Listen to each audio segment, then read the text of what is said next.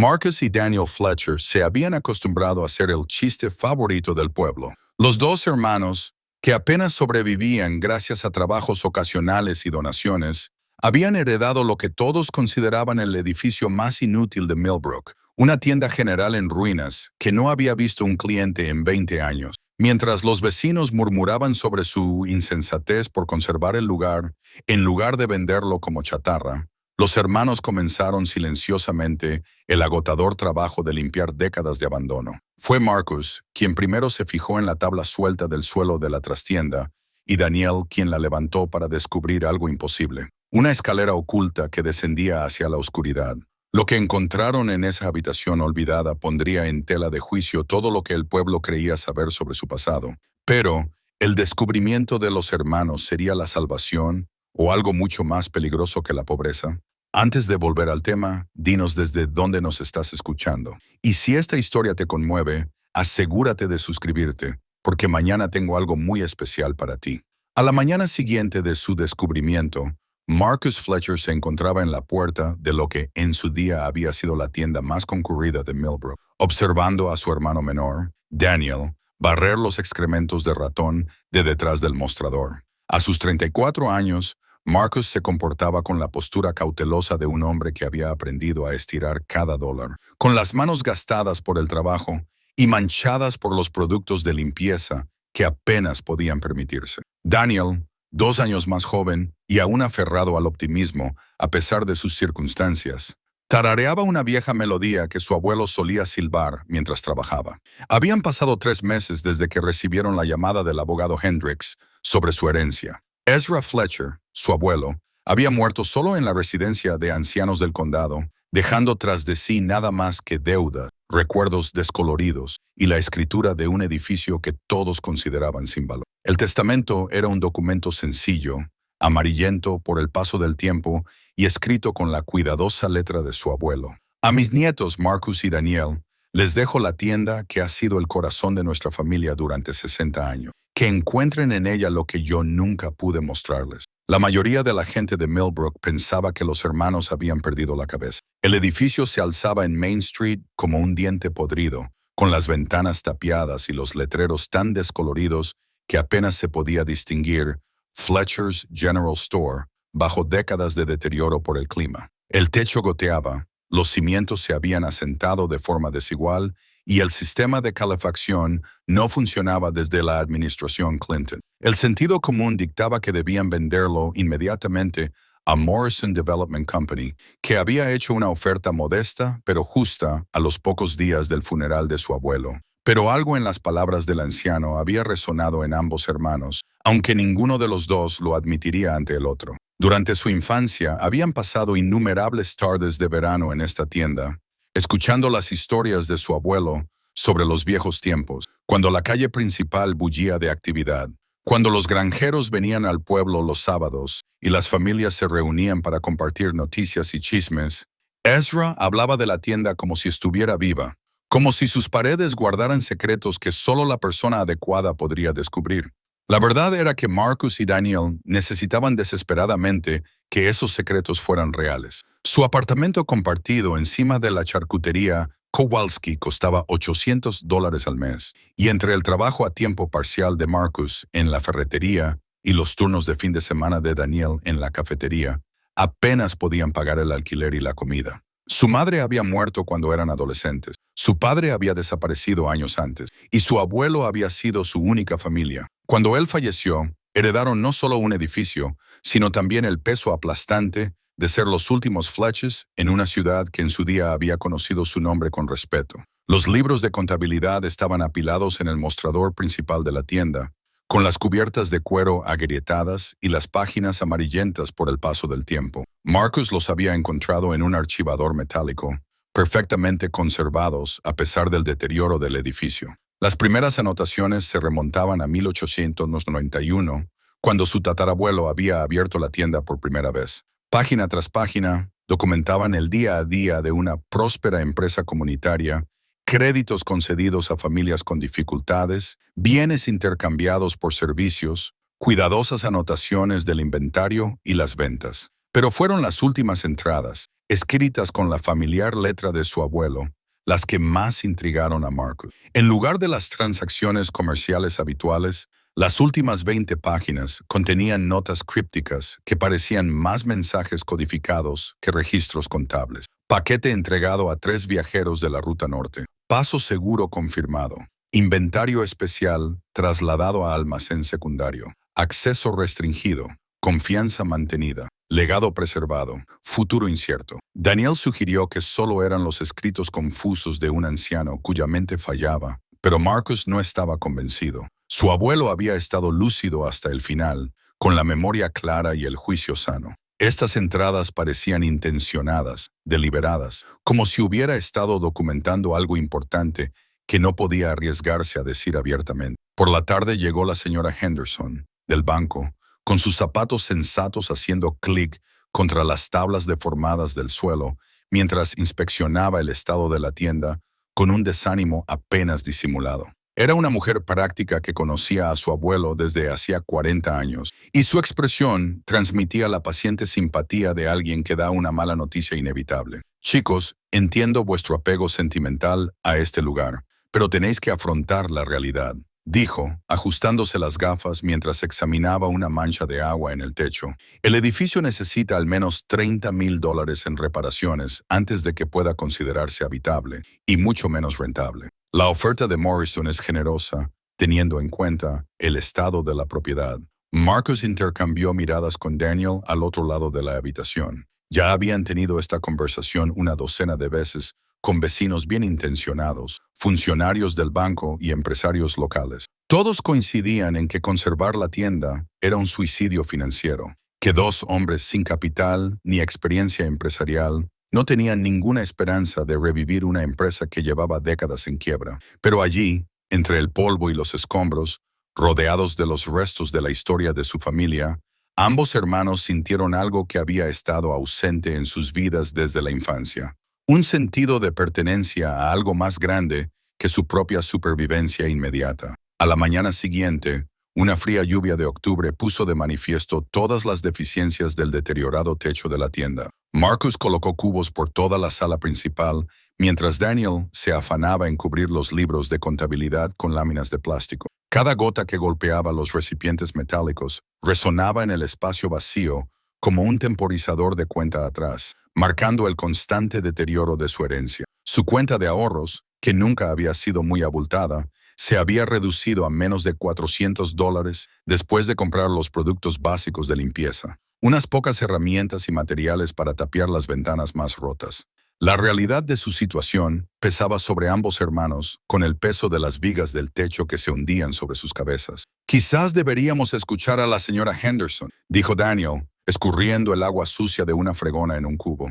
«Aceptar la oferta de Morrison y usar el dinero para empezar de nuevo en otro lugar». Marcus levantó la vista de donde estaba intentando reparar una sección del suelo podrido. «¿Empezar de cero haciendo qué? Tenemos estudios secundarios y un historial de trabajos con salario mínimo. Ese dinero nos duraría quizás 2 años si somos cuidadosos. ¿Y luego qué? Entonces seguiríamos estando mejor que ahora, intentando resucitar un negocio que murió antes de que naciéramos». La acusación flotaba en el aire entre ellos, cargada de frustración y miedo. Daniel siempre había sido el más práctico de los 2 hermanos, rápido para cortar por lo sano y seguir adelante cuando las situaciones se volvían insostenibles. Marcus, por el contrario, había heredado la terquedad de su abuelo, la misma cualidad que había mantenido a Ezra Fletcher al frente de una tienda en quiebra durante 30 años después de que dejara de tener sentido desde el punto de vista financiero. Mientras trabajaban, Marcus se sentía atraído repetidamente por los libros de contabilidad. Durante los descansos del trabajo físico de limpieza y reparaciones, se sentaba en el viejo mostrador y estudiaba las anotaciones de su abuelo, buscando patrones en las crípticas notas. El declive de la tienda estaba documentado con doloroso detalle. Cada año había menos clientes, las listas de deudas impagadas eran más largas y el inventario acumulaba polvo durante meses antes de venderse con pérdida. Pero los años rentables contaban una historia completamente diferente. En las décadas de 1940 y 1950, la tienda general de Fletcher había sido el corazón comercial de Millbrook. Los libros de contabilidad mostraban ingresos constantes por productos secos, ferretería y suministros agrícolas, además de un próspero sistema de crédito que ayudaba a las familias locales en las temporadas difíciles. Más intrigante aún, había anotaciones regulares sobre pedidos especiales y entregas privadas que generaban pagos sustanciales, pero que nunca se detallaban. «Mira esto», Marcus llamó a Daniel al mostrador, señalando una entrada de septiembre de 1943. El abuelo recibió un pago de $500 por servicios de consultoría y almacenamiento. Eso valdría miles hoy en día. Daniel miró por encima del hombro de su hermano la tinta descolorida. ¿Servicios de almacenamiento para qué? Eso es lo que no puedo entender. Hay docenas de entradas como esta a lo largo de la década de 1940 y principios de 1950. Siempre por cantidades sustanciales, siempre descritas de forma vaga. Marcus hojeó varias páginas y le mostró a su hermano anotaciones similares. Y mira esto, todos estos pagos especiales están marcados con el mismo símbolo. En el margen junto a cada misteriosa transacción, su abuelo había dibujado una pequeña rosa de los vientos, no más grande que una moneda de 10 centavos, prestando especial atención a los puntos cardinales. El símbolo no aparecía en ninguna otra parte de los libros de contabilidad, ni siquiera junto a las ventas regulares más importantes o a los negocios más significativos. Esa tarde llegó un visitante inesperado. El propio Morrison apareció en la puerta principal de la tienda, con su costoso traje en contraste con el exterior destartalado del edificio. Era un hombre de unos 50 años, con el porte seguro de alguien acostumbrado a salirse con la suya. Su cabello plateado estaba perfectamente peinado a pesar del clima húmedo. «Caballeros», dijo, sorteando con cuidado un cubo que recogía el agua de lluvia. «Espero que me perdonen la intrusión. Esperaba que pudiéramos discutir la situación de su propiedad». Marcus se secó las manos con un trapo y dio un paso adelante. «Señor Morrison, no le esperábamos personalmente. Bueno, creo que los asuntos importantes deben tratarse cara a cara». Los ojos de Morrison recorrieron el interior de la tienda, fijándose en los daños causados por el agua, la madera podrida y los signos evidentes de décadas de abandono. «Tengo que decir que admiro su determinación, pero seguramente pueden ver que este edificio es irrecuperable. Todavía estamos evaluando nuestras opciones», dijo Daniel. Aunque su tono carecía de convicción, Morrison sonrió, la sonrisa ensayada de un hombre acostumbrado a cerrar acuerdos difíciles. «Entiendo el sentimentalismo, de verdad lo entiendo, pero el sentimentalismo no paga los techos nuevos ni las reparaciones estructurales. Mi empresa está dispuesta ya a aumentar nuestra oferta en un 20%. Creo que estarás de acuerdo en que es más que generoso para una propiedad en estas condiciones». El aumento de la oferta representaba suficiente dinero para cambiar sus vidas por completo, suficiente para reubicarse, suficiente para seguir estudiando o formándose, suficiente para romper el ciclo de pobreza que había definido su vida adulta. Marcus vio la tentación en los ojos de su hermano, el mismo cálculo que él mismo estaba haciendo, pero algo en el entusiasmo de Morrison le inquietaba. El hombre había visitado la tienda 3 veces en el último mes, aumentando su oferta cada vez a pesar del evidente deterioro del edificio. Los promotores inmobiliarios no solían perseguir con tanta insistencia edificios en ruinas, en pueblos moribundos, a menos que supieran algo que los demás ignoraban. «Agradecemos la oferta», dijo Marcus con cautela, «pero aún no estamos preparados para tomar una decisión». La sonrisa de Morrison se tambaleó ligeramente. «El tiempo no siempre es nuestro aliado en estas situaciones, caballeros. Los edificios en estas condiciones tienden a deteriorarse rápidamente, especialmente con la llegada del invierno. Lo que hoy parece salvable podría ser una pérdida total en primavera». Después de que Morrison se marchara, los hermanos volvieron a su trabajo en silencio, cada uno perdido en sus propios pensamientos sobre el futuro.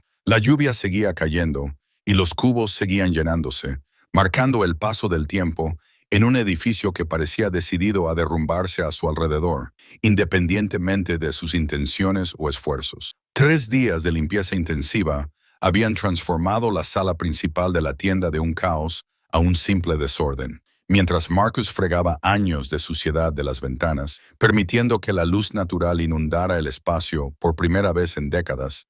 Comenzó a notar detalles que habían estado ocultos en las sombras. Las tablas del suelo no eran uniformes en todo el edificio. Las secciones cercanas a la pared trasera estaban hechas de madera diferente, ligeramente más nueva y ajustada con una precisión inusual. Daniel estaba reorganizando los libros de contabilidad cuando hizo el descubrimiento que lo cambiaría todo. Entre la encuadernación y la contraportada del libro de contabilidad de 1943, había un trozo de papel tan fino que era casi transparente, doblado en un cuadrado no más grande que un sello postal. Cuando lo desdobló con cuidado, sus manos temblaban de emoción. Se encontró ante lo que parecía ser un mapa dibujado a mano. Marcus, tienes que ver esto.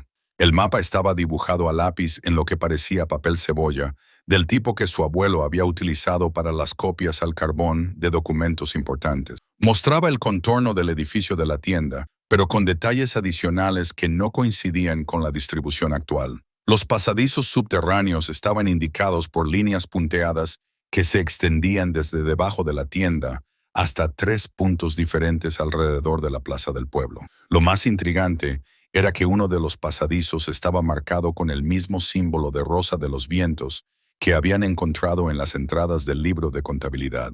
Marcus estudió el mapa con creciente entusiasmo. Esto muestra túneles bajo el edificio. ¿Pero por qué iba a ocultar esto su abuelo? Quizá porque se supone que no debe existir, dijo Daniel, con una voz apenas superior a un susurro.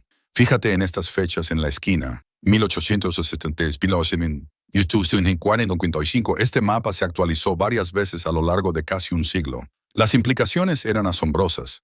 Si el mapa era exacto, su abuelo no solo había estado dirigiendo una tienda general en quiebra, había estado manteniendo una especie de red subterránea que había funcionado durante generaciones. Los misteriosos pagos en los libros de contabilidad cobraron de repente un nuevo significado, al igual que sus crípticas entradas finales sobre un almacén especial y un paso seguro. Esa tarde, impulsados por la curiosidad y la esperanza a partes iguales, los hermanos comenzaron un examen sistemático del suelo de la tienda. Con un pequeño martillo, Marcus golpeó cada tabla mientras Daniel escuchaba los cambios en el sonido que pudieran indicar la presencia de espacios huecos debajo. El trabajo era tedioso y avanzaban lentamente, pero el mapa de su abuelo les indicaba áreas específicas en las que centrar su búsqueda. Fue Daniel quien encontró la primera anomalía. Cerca de la esquina trasera de la tienda, exactamente donde el mapa indicaba la entrada al pasadizo principal, 3 tablas del suelo producían un sonido claramente diferente al golpearlas. La madera estaba ligeramente deformada, como si la hubieran quitado y vuelto a colocar varias veces a lo largo de los años. La señora Pitt llegó justo cuando los hermanos estaban examinando las tablas sospechosas. A sus 78 años, era una de las pocas personas de Millbrook que recordaba a su abuelo en su mejor momento, y sus agudos ojos no se perdían nada de lo que ocurría en la pequeña ciudad. Se movía lentamente, pero con determinación, golpeando el suelo con su bastón mientras observaba su trabajo. Tu abuelo era un buen hombre, dijo sin preámbulos, acomodándose en la vieja silla detrás del mostrador. Ayudó a mucha gente a lo largo de los años, a veces de formas que no se podían contar abiertamente. Marcus levantó la vista de su examen de las tablas del suelo. ¿De qué tipo de formas? La señora Pitten se quedó callada durante un largo momento, estudiando a ambos hermanos con la cuidadosa evaluación de alguien que decide si compartir un secreto guardado durante mucho tiempo. Hay historias sobre esta tienda, historias que se remontan a antes de la época de vuestro abuelo, historias sobre personas que pasaron por Millbrook en tiempos peligrosos y encontraron ayuda aquí. ¿Qué tipo de personas?, preguntó Daniel. El tipo de personas que no podían usar las carreteras normales ni alojarse en hoteles normales. El tipo de personas que necesitaban viajar de noche y esconderse durante el día. Hizo una pausa, trazando patrones con sus dedos nudosos sobre la superficie desgastada del mostrador.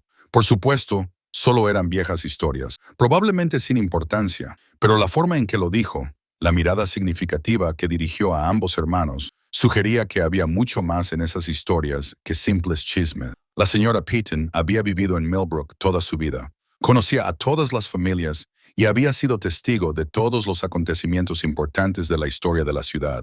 Si estaba insinuando algo, valía la pena investigarlo. Después de que se marchara, los hermanos volvieron a su investigación con renovado propósito. Con una palanca que habían pedido prestada en la ferretería, Marcus levantó con cuidado la primera de las sospechosas tablas del suelo. Debajo, en lugar de los cimientos de tierra que esperaban, había un marco de madera que parecía sostener una sección extraíble del suelo. Daniel cogió una linterna y se asomó al espacio que había debajo. Definitivamente hay algo ahí abajo. Parece piedra trabajada, no solo un espacio para arrastrarse. Cuando quitaron la segunda tabla, se hizo visible el contorno de una escalera. Las piedras estaban colocadas con la precisión de un albañil profesional y los escalones descendían hacia la oscuridad, más allá del alcance de la linterna. En la piedra sobre la abertura había tallada una rosa de los vientos idéntica al símbolo de los libros de contabilidad de su abuelo. El descubrimiento confirmaba lo que sugería el mapa, pero parecía demasiado increíble para creerlo. Su fracasada tienda general se encontraba sobre una elaborada cámara subterránea que había sido construida con considerable habilidad y gasto. Las preguntas que surgieron eran aún más apremiantes que el descubrimiento en sí. ¿Quién había construido este espacio oculto? ¿Por qué su familia lo había mantenido durante generaciones? ¿Y qué secretos aguardaban en la oscuridad? El descubrimiento de la escalera consumió los pensamientos de ambos hermanos durante una noche de insomnio. Al amanecer, regresaron a la tienda con mejor equipo, una potente linterna LED, una cinta métrica y una cámara digital para documentar cualquier cosa que pudieran encontrar. La entrada que habían descubierto era claramente el comienzo de algo importante, pero ninguno de los dos hermanos estaba preparado para lo que se encontraba debajo de la tienda de su abuelo. Marcus bajó primero. Sus pasos resonaban contra las paredes de piedra que parecían sólidas y construidas por profesionales. La escalera era empinada pero estaba bien conservada. Cada escalón estaba desgastado por décadas de uso, mientras su linterna iluminaba el espacio de abajo. Se encontró en una cámara que desafiaba todas las suposiciones que había hecho sobre su herencia. La sala subterránea era más grande que la planta principal de la tienda, y su techo estaba sostenido por arcos de ladrillo que denotaban una gran maestría en ingeniería. Las paredes estaban revestidas con estanterías de madera, y el aire transportaba un ligero aroma a papel viejo y madera conservada. Lo más sorprendente era que el espacio estaba completamente seco, a pesar de los evidentes problemas de humedad del edificio en la parte superior. «Daniel, tienes que ver esto», gritó Marcus desde la escalera, con voz llena de asombro. Cuando ambos hermanos se reunieron en la cámara oculta, se dieron cuenta de que estaban contemplando algo que se había conservado cuidadosamente durante generaciones. Las estanterías contenían cientos de objetos, libros, documentos, fotografías, pertenencias personales y pequeños objetos de valor. Todo ello organizado con meticuloso cuidado. Todo estaba etiquetado con fechas e iniciales, creando un catálogo que abarcaba casi 80 años. Pero fue el escritorio situado en el centro de la habitación lo que llamó inmediatamente su atención. Hecho del mismo roble que el mostrador original de la tienda, era evidente que había sido fabricado específicamente para este espacio. Los cajones estaban asegurados con una cerradura de latón antigua, y sobre el escritorio destacaba un sobre con la dirección escrita a mano por su abuelo para Marcus y Daniel Fletcher. Cuando llegó el momento, Daniel cogió el sobre con manos temblorosas. Dentro había una llave de latón, tallada con símbolos masónicos y una breve nota. Esta llave abre más que cerraduras. Abre la verdad sobre el verdadero negocio de nuestra familia. Úsala con prudencia y recuerda que algunas responsabilidades se heredan junto con los privilegios. La llave encajó perfectamente en la cerradura del escritorio y los cajones se abrieron para revelar el verdadero legado de su abuelo. El cajón superior contenía mapas de toda la región que mostraban pasadizos subterráneos, refugios y rutas que conectaban con redes similares en todo el estado. El segundo cajón contenía correspondencia que se remontaba a la década de 1940, escrita en un código cuidadoso, pero que documentaba claramente el movimiento de personas por la zona. Marcus estudió una de las cartas fechada en octubre de 1943 y sintió que las piezas comenzaban a encajar. «Daniel, creo que nuestro abuelo dirigía una estación de ferrocarril subterránea, pero eso fue en la época de la Guerra Civil. Estas cartas son de la Segunda Guerra Mundial, un tipo diferente de ferrocarril subterráneo. Mira estos nombres, estas fechas. La gente seguía viajando en secreto, seguía necesitando un paso seguro a través de territorio hostil». Marcus señaló un mapa que mostraba rutas que se extendían hacia el norte, hasta Canadá. Refugiados políticos que escapaban de los prisioneros de guerra, personas que huían de la persecución y no podían utilizar los canales oficiales. El cajón inferior contenía los objetos más preciados de todos, fotografías de las personas que habían pasado por esta cámara oculta, familias con niños, parejas de ancianos hombres y mujeres jóvenes que viajaban solos, todos capturados en momentos de esperanza y desesperación. En el reverso de cada fotografía, su abuelo había escrito breves notas. La familia Kowalski, paso seguro a Montreal, diciembre de 1944. Hans Malerier, desertor alemán. 3 noches antes de continuar hacia Nueva York, agosto de 1943. El alcance de la operación era impresionante. Durante décadas, su abuelo había mantenido esta red secreta, proporcionando refugio y ayuda a personas que no tenían a quién recurrir. Los misteriosos pagos que figuraban en sus libros de contabilidad representaban las contribuciones de familias agradecidas y simpatizantes que comprendían los riesgos que estaba corriendo. Pero el descubrimiento más impactante se produjo cuando Daniel encontró una pequeña caja de madera escondida detrás de los mapas. En su interior, había docenas de cartas escritas a su abuelo por las personas a las que había ayudado, testimonios de su valentía y compasión. Una carta fechada en 1955 estaba firmada por un hombre que se había convertido en un destacado líder de los derechos civiles tras escapar de la persecución en el sur. Y otra de 1963 procedía de una familia de refugiados húngaros que finalmente se había establecido en California y había montado un negocio próspero. «Dios mío», susurró Daniel mientras leía las cartas. El abuelo salvó a todas estas personas y nunca dijo una palabra al respecto. Marcus estaba examinando la construcción de la cámara en sí, fijándose en el cuidadoso sistema de ventilación, el techo reforzado y la segunda salida que conducía a un túnel que se extendía hacia la plaza del pueblo. Esto no era solo caridad, Daniel. Era una operación seria que requería importantes recursos y planificación. Y mira esto. Señaló una sección más nueva de la pared donde se veían reparaciones recientes. Su abuelo había mantenido este espacio hasta hace muy poco, lo que sugería que la red podría haber permanecido activa mucho más tiempo de lo que ambos hermanos habían imaginado. Las implicaciones eran asombrosas. Su herencia sin valor era en realidad la sede de una operación humanitaria que había funcionado en secreto durante generaciones. El edificio que estaban dispuestos a abandonar era un monumento al compromiso de su familia de ayudar a los demás a pesar del gran riesgo personal que ello suponía. Pero este descubrimiento trajo consigo preguntas inquietantes. Si su abuelo había mantenido esta operación hasta hacía poco, ¿quién más lo sabía? ¿Y por qué Morrison estaba tan decidido a comprar un edificio que parecía sin valor a simple vista, pero que contenía secretos que podían reescribir la historia de su pequeña ciudad? Los hermanos pasaron todo el día siguiente explorando la cámara oculta.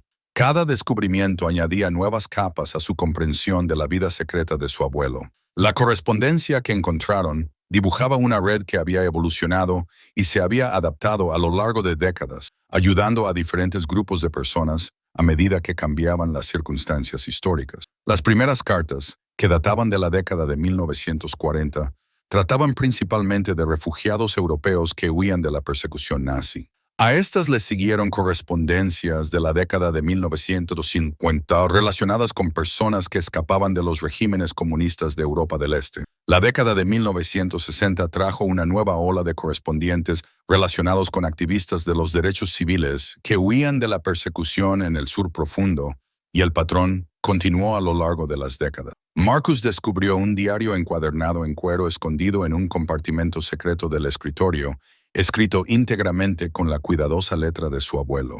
Las entradas revelaban el desgaste emocional que suponía dirigir una red tan peligrosa, el miedo constante a ser descubierto y la satisfacción de saber que las familias estaban llegando a un lugar seguro gracias a sus esfuerzos. Marcus leyó en voz alta. La familia Thompson llegó anoche. 3 niños menores de 10 años. La niña más pequeña me recuerda a Sarah a esa edad. Rezo para que lleguen sanos y salvos a Detroit. Los riesgos son cada año mayores, pero ¿cómo podemos rechazar a personas cuyo único delito es creer en la igualdad? Daniel examinaba una colección de recortes de periódico que se habían conservado cuidadosamente en carpetas de Manila. Los artículos documentaban diversos incidentes relacionados con los derechos civiles, crisis de refugiados y agitación política, con ciertos nombres y lugares resaltados con la familiar letra de su abuelo. Estaba claro que Ezra Fletcher había seguido los acontecimientos nacionales e internacionales no como un observador casual, sino como alguien cuyo trabajo se veía directamente afectado por los acontecimientos políticos. Pero fue el descubrimiento de un segundo cofre de madera escondido detrás de un panel falso en la pared lo que realmente reveló el alcance de la operación de su abuelo. A diferencia de los cajones del escritorio, este cofre requería una llave diferente que encontraron colgada de un pequeño gancho detrás del diario. Cuando Marcus lo abrió, ambos hermanos se quedaron sin aliento al ver lo que había dentro. El cofre contenía montones de cartas cuidadosamente conservadas, cada una de ellas un testimonio de alguien cuya vida había sido salvada por la red de su abuelo. Pero además, contenía pruebas del apoyo financiero que había hecho posible la operación. Docenas de familias habían contribuido con dinero a lo largo de los años, algunas como expresión de gratitud tras alcanzar la seguridad, otras como pago por adelantado por servicios que esperaban no necesitar nunca. «Mira esto», dijo Daniel, sosteniendo una carta fechada en 1971. «Es del alcalde de Millbrook, agradeciendo a nuestro abuelo los servicios prestados a la comunidad». El alcalde sabía lo que estaba pasando. Marcus examinó otras cartas y encontró pruebas similares de que la operación de su abuelo era conocida y apoyada por miembros destacados de la comunidad. El presidente del banco, Hutchinson, había escrito para agradecer a Ezra por mantener importantes tradiciones comunitarias. El juez Morrison, padre del promotor inmobiliario que ahora quería comprar su edificio, había contribuido con una suma considerable en 1965 con una nota elogiando el compromiso de Ezra con los valores estadounidenses. Los registros financieros del baúl contaban una historia extraordinaria. A lo largo de décadas, familias agradecidas y miembros de la comunidad que les apoyaban habían aportado dinero más que suficiente para mantener la operación y conservar el edificio. Su abuelo estaba lejos de ser el empresario fracasado que ellos creían. Imaginaron que había sido el administrador cuidadosamente disimulado de una importante empresa humanitaria. Pero el descubrimiento más impactante se produjo cuando Daniel encontró un sobre de Manila marcado como «Operaciones actuales» en una sección del baúl que contenía los materiales más recientes. En su interior había documentos que databan de solo 6 meses antes de la muerte de su abuelo, incluida correspondencia con organizaciones de ayuda a los refugiados y notas sobre personas que podrían necesitar los servicios de la red. «Marcus, creo que el abuelo siguió activo hasta el final. Mira esta carta del Comité Internacional de Rescate fechada en las Navidades pasadas. En ella se hablaba de posibles refugiados de Siria que podrían necesitar alojamiento temporal mientras se tramitaban sus solicitudes de asilo. Las implicaciones eran asombrosas. Su abuelo no solo había dirigido una curiosidad histórica, había mantenido una red humanitaria activa que seguía siendo relevante en el mundo moderno. El edificio que habían heredado no era solo un monumento a las buenas acciones del pasado, era un recurso funcional que la gente aún podía necesitar. A medida que continuaban explorando la cámara, encontraron pruebas de que la red se extendía mucho más allá de los esfuerzos individuales de su abuelo. Los mapas mostraban conexiones con operaciones similares en ciudades vecinas, y la correspondencia revelaba un sofisticado sistema de comunicación y coordinación. Su abuelo había formado parte de algo mucho más grande de lo que habían imaginado. El descubrimiento más inquietante fue una carpeta marcada como «Cuestiones de seguridad», que contenía recortes de periódicos sobre el acoso a organizaciones de ayuda a los refugiados y notas sobre personas que habían mostrado un interés sospechoso en el edificio a lo largo de los años. Su abuelo estaba claramente preocupado por la seguridad y el secreto de su operación, especialmente en los últimos años. Una nota fechada solo 2 meses antes de su muerte era particularmente inquietante. La empresa Morrison Development Company sigue haciendo averiguaciones sobre el edificio. Su interés parece excesivo para una simple compra comercial. Se recomienda extrema precaución en cualquier trato con esta organización. Los hermanos se miraron a través de la sala, pensando ambos lo mismo. Las persistentes ofertas de Morrison por su edificio de repente tenían mucho sentido, no porque quisiera desarrollar la propiedad, sino porque conocía los secretos que contenía. La pregunta era si su interés estaba motivado por la curiosidad histórica, la codicia personal o algo más siniestro. Al acercarse la noche y prepararse para volver a la superficie, ambos hermanos comprendieron que su descubrimiento había cambiado radicalmente su situación. Ya no eran simplemente los herederos de un negocio en quiebra, sino los renuentes guardianes de un legado que había salvado innumerables vidas a lo largo de varias generaciones. La responsabilidad era abrumadora e inspiradora. pero también hacía que su decisión sobre el futuro del edificio fuera infinitamente más compleja. El descubrimiento que cambiaría sus vidas para siempre se produjo 3 días después. Estaba oculto detrás de una sección de estanterías que Daniel notó que estaba ligeramente torcida con respecto a la pared. Cuando movieron la pesada unidad de madera, encontraron una tercera llave pegada con cinta adhesiva en la parte posterior, junto con una nota escrita a mano por su abuelo. Solo para emergencias. Las familias que contribuyeron con esto querían ayudar a otros necesitados. La llave abría una puerta de acero oculta detrás de lo que parecía ser una sólida pared de piedra. Más allá de la puerta, había una cámara más pequeña, seca y perfectamente conservada, que contenía una vista que dejó a ambos hermanos sin palabras. Apiladas contra las paredes, había cajas de madera y cajas fuertes de metal, cada una cuidadosamente etiquetada con fechas e iniciales. Cuando Marcus abrió la primera caja con manos temblorosas, se encontraron ante un auténtico tesoro. Las monedas de oro brillaban a la luz de la linterna, águilas americanas, hojas de arce canadienses y piezas más antiguas que parecían pertenecer a un museo. Las monedas estaban organizadas en bolsas de tela, cada una marcada con cantidades y fechas que abarcaban desde la década de 1940 hasta hacía solo 2 años. Las estimaciones conservadoras sugerían que estaban ante cientos de miles de dólares solo en metales preciosos, pero el oro era solo una parte del tesoro. Las cajas fuertes contenían joyas, piedras preciosas, sellos raros y artefactos históricos que habían sido donados por familias agradecidas a lo largo de décadas. Cada artículo iba acompañado de una tarjeta que explicaba su origen. Donado por la familia Rosenberg, 1943, en agradecimiento por el paso seguro a Canadá. Donado por María Santos, 1967, para apoyar el funcionamiento continuo de la red. Daniel se encontró con un collar de diamantes que había pertenecido a una condesa húngara que había huido del régimen comunista. En 1956, la nota adjunta, escrita con una elegante caligrafía, explicaba que el collar era una reliquia familiar que ella quería aportar para ayudar a otros refugiados a ponerse a salvo. Historias similares acompañaban a docenas de otros objetos valiosos, cada uno de los cuales representaba la gratitud de una familia y su deseo de ayudar a otras personas en su misma situación. Los descubrimientos más conmovedores fueron las cartas que se encontraban en cada contenedor. Las familias habían escrito relatos detallados de sus viajes, sus miedos y su inmenso alivio al encontrar ayuda cuando más la necesitaban. Muchas habían incluido fotografías de sus nuevas vidas en Estados Unidos o Canadá, en las que se veía a niños que habían crecido seguros y libres gracias a la ayuda de la red.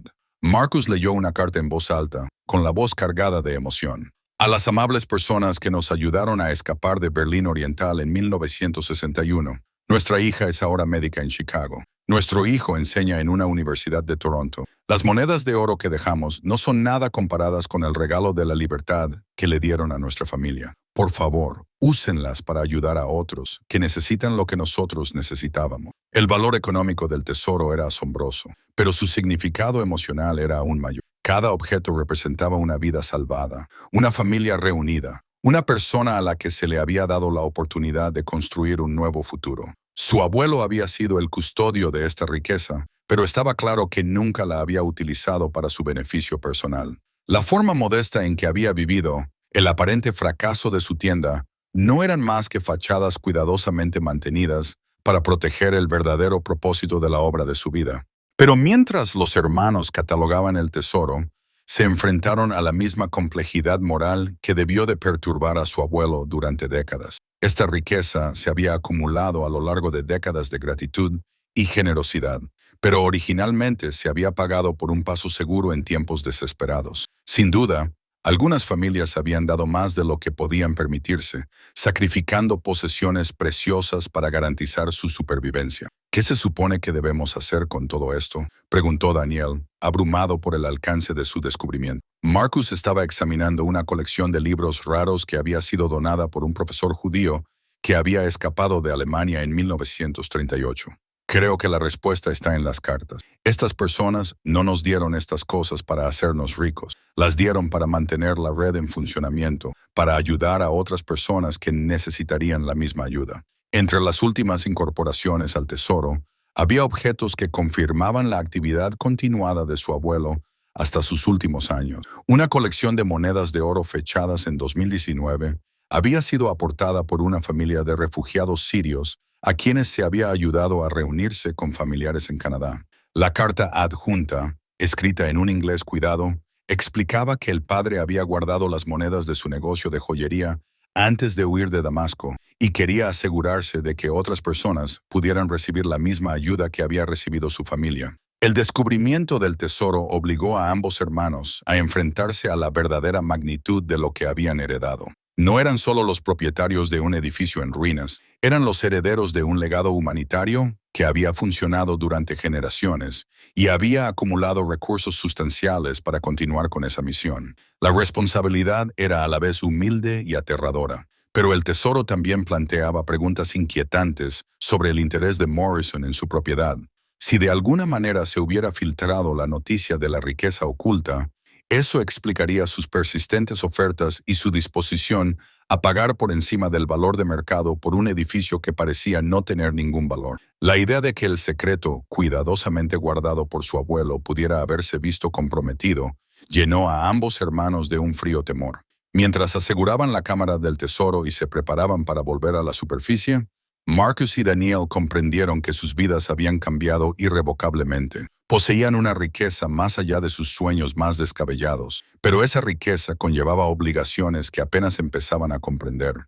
La opción más fácil sería coger el tesoro y desaparecer, comenzando una nueva vida lejos de Millbrook y sus complicaciones. Pero las cartas y fotografías que los rodeaban dejaban claro que su abuelo esperaba algo diferente de sus herederos. El compromiso de continuar la labor que había definido su vida y dado sentido a la de innumerables personas. La carta anónima los esperaba a la mañana siguiente, deslizada bajo la puerta principal de la tienda en algún momento de la noche. El sobre no tenía matasellos ni remitente, solo sus nombres escritos en letras mayúsculas que parecían deliberadamente disimuladas. Dentro, el mensaje era breve y escalofriante. Algunos secretos valen más que los edificios. Los hombres inteligentes saben cuándo aceptar buenas ofertas y abandonar la ciudad.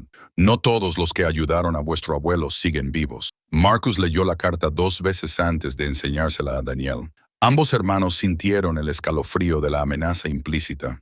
El momento no podía ser una coincidencia. Menos de 24 horas después de descubrir el tesoro en efectivo, alguien les advertía de que sus actividades estaban siendo vigiladas. Alguien lo sabe, dijo Daniel, con una voz apenas audible. Alguien sabe lo que encontramos allí abajo. La pregunta es, ¿cuántos saben y qué quieren? Respondió Marcus, aunque le temblaban las manos mientras doblaba la carta. ¿Y si están relacionados con las ofertas de Morrison? Los hermanos pasaron la mañana examinando cuidadosamente el exterior del edificio, buscando señales de que alguien los hubiera estado observando o intentando acceder al interior. No encontraron pruebas evidentes de vigilancia, pero la sensación de estar siendo observados se había apoderado de ambos como un pesado manto. Cada coche que pasaba por Main Street, cada vecino que miraba en su dirección, cada ruido inesperado procedente del edificio les parecía una amenaza potencial. La paranoia resultó estar justificada cuando la señora Patterson, del restaurante, mencionó que había visto a unos hombres desconocidos sentados en un sedán oscuro frente a la tienda en 2 noches distintas. Ella había supuesto que eran compradores interesados, o quizás investigadores de la empresa de Morrison, pero su descripción, hombres de mediana edad con trajes caros que parecían más interesados en observar el edificio que en examinarlo, sugería algo más siniestro. El descubrimiento que realmente los asustó se produjo cuando Daniel se dio cuenta de que alguien había estado en la tienda durante su ausencia. No había nada que indicara que se hubiera alterado nada, pero se habían movido algunos objetos, los libros estaban ligeramente desplazados en las estanterías, los papeles estaban reordenados en el mostrador y el polvo estaba removido de una forma que indicaba que se había registrado minuciosamente. Lo más inquietante era la evidencia de que alguien había encontrado y examinado la entrada a la cámara oculta, aunque las tablas del suelo habían sido cuidadosamente recolocadas. Estaban buscando algo específico, dijo Marcus, estudiando los sutiles signos de intrusión. No se trataba de vandalismo aleatorio ni de un robo casual. Alguien sabía exactamente qué buscar. La investigación de los hermanos sobre los socios de su abuelo reveló por qué su descubrimiento podría haber atraído una atención peligrosa. La red que Ezra Fletcher había mantenido no operaba de forma aislada. Formaba parte de un sistema más amplio en el que participaban donantes acaudalados, conexiones políticas y, en ocasiones, personas con antecedentes cuestionables que tenían sus propias razones para apoyar operaciones clandestinas. Entre los papeles de su abuelo encontraron referencias a donantes cuyo dinero procedía de fuentes que no eran del todo legítimas, empresarios que se habían beneficiado de contratos en tiempos de guerra, políticos que habían utilizado la red para sus propios fines e incluso delincuentes que habían apoyado la operación como una forma de asegurarse contra futuros enjuiciamientos. El buen trabajo de la red a veces había sido financiado por personas con motivos complicados. Más preocupantes eran las referencias a personas que se habían opuesto a las actividades de la red. Su abuelo había llevado un registro minucioso de las amenazas y el acoso, incluidos varios incidentes en los que se había intimidado a los simpatizantes o se les había hecho algo peor. Un banquero del condado vecino, que había ayudado a financiar los refugios, había sido asesinado en lo que oficialmente se consideró un accidente. Un ministro que había dado cobijo a refugiados había sido encontrado muerto en su iglesia, aparentemente de un ataque al corazón. Aunque era un hombre sano de unos 50 años, la patente sugería que el conocimiento de las operaciones y los recursos de la red podía ser peligroso para cualquiera que estuviera involucrado. El cuidadoso secretismo de su abuelo no solo tenía como objetivo proteger a las personas a las que ayudaba, se trataba de protegerse a sí mismo y a sus seguidores de personas que tenían diversas razones para querer que se cerrara la operación. Cuando Morrison llamó esa tarde para concertar otra reunión, el momento parecía demasiado oportuno para ser una coincidencia. Su voz tenía un tono diferente al de conversaciones anteriores, menos paciente, más insistente, con un trasfondo de urgencia que no había estado presente antes. Caballeros, creo que es hora de que tengamos una conversación más seria sobre su edificio, dijo. Estoy dispuesto a hacer mi oferta final y creo que les resultará muy atractiva. Digamos que mañana a las 10. Después de colgar, Marcus y Daniel se miraron con la comprensión mutua de que su situación se había vuelto realmente peligrosa. Poseían conocimientos y recursos por los que otras personas estaban dispuestas a amenazarles y posiblemente matarlos, y no estaban en absoluto preparados para defenderse de la intimidación profesional. La noche trajo consigo otro acontecimiento inquietante cuando vieron el mismo sedán oscuro que había descrito la señora Patterson, aparcado al final de Main Street. Los ocupantes del coche estaban demasiado lejos para identificarlos, pero la presencia del vehículo parecía un claro mensaje de que sus actividades estaban siendo vigiladas continuamente. Al caer la noche, los hermanos aseguraron la tienda lo mejor que pudieron y se retiraron al apartamento de Daniel, llevando consigo solo los documentos más importantes de los archivos de su abuelo. Habían descubierto un tesoro más allá de sus sueños más descabellados, pero empezaban a comprender que algunos descubrimientos tenían un precio que podía ser más alto de lo que estaban dispuestos a pagar.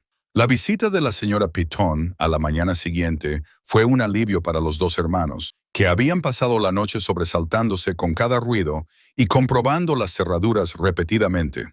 Llegó con un termo de café y con la expresión decidida de alguien que ha tomado una decisión difícil. Chicos, tenemos que hablar, dijo, acomodándose en su silla habitual detrás del mostrador.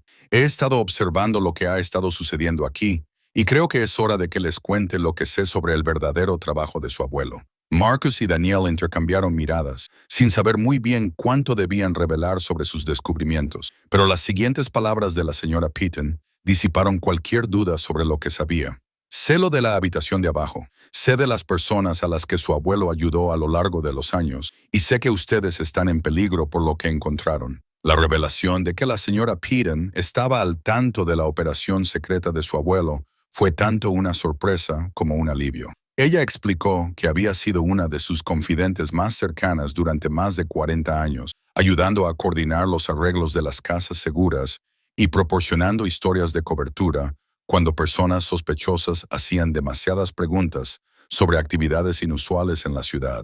Vuestro abuelo no trabajaba solo, continuó, sacando una pequeña fotografía de su bolso. Había 6 familias en este condado que apoyaban la red, y yo era la coordinadora entre todas ellas. La fotografía, tomada en 1965, mostraba a su abuelo de pie con otras 5 personas delante de la tienda. La señora Peaton señaló a cada una de las figuras, identificándolas como el grupo central que había mantenido la red clandestina durante décadas. El hombre que estaba junto a su abuelo era el juez Morrison, padre del actual promotor inmobiliario. El juez Morrison fue uno de nuestros mayores apoyos hasta finales de la década de 1960.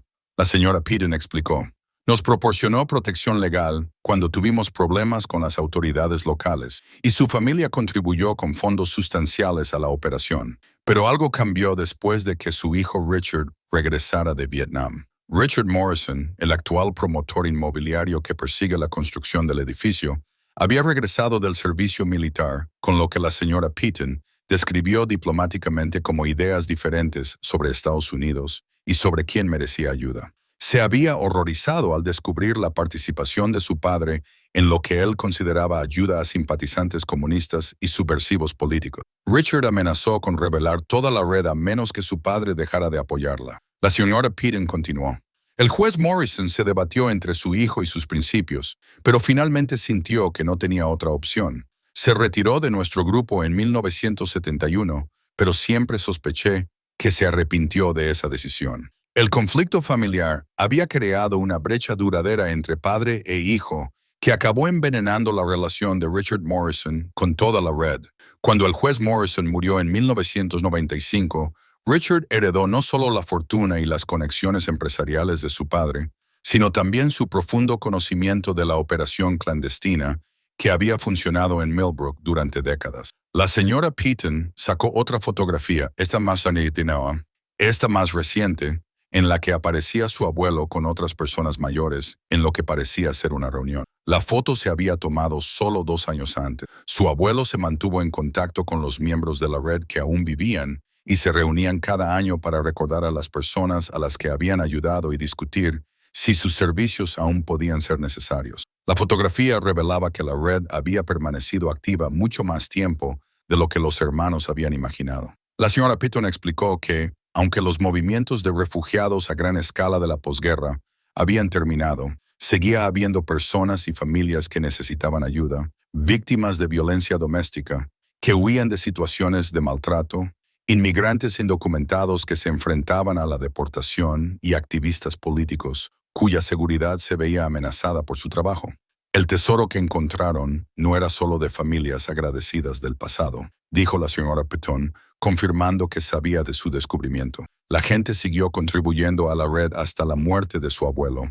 Ese dinero se estaba ahorrando para una importante expansión de nuestras operaciones. El plan de expansión, explicó, consistía en comprar casas seguras en 3 condados vecinos y establecer un sistema de comunicación más sofisticado para coordinarse con las organizaciones de ayuda a los refugiados. Su abuelo había planeado utilizar el tesoro acumulado para crear una fundación permanente que pudiera continuar la labor de la red para las generaciones futuras. Pero la revelación más inquietante de la señora Peaton se refería a las actividades recientes de Richard Morrison. Ella había estado supervisando sus negocios y había descubierto que no era simplemente un promotor inmobiliario interesado en oportunidades comerciales. Morrison había estado comprando sistemáticamente edificios en toda la región que tenían conexiones históricas con redes clandestinas, aparentemente con la intención de adquirir y destruir sitios que pudieran proporcionar pruebas de las actividades que su padre había apoyado.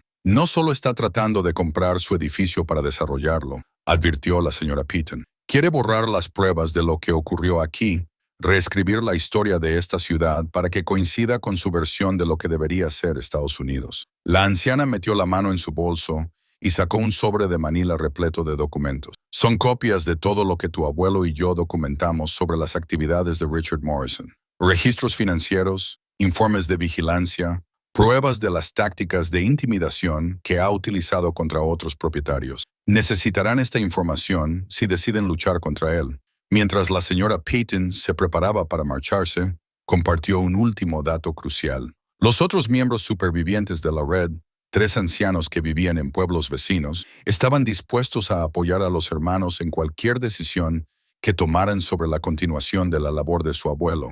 Pero advirtió que Morrison también había estado presionando a estas personas, tratando de obligarlas a revelar lo que sabían sobre las operaciones y los recursos de la red.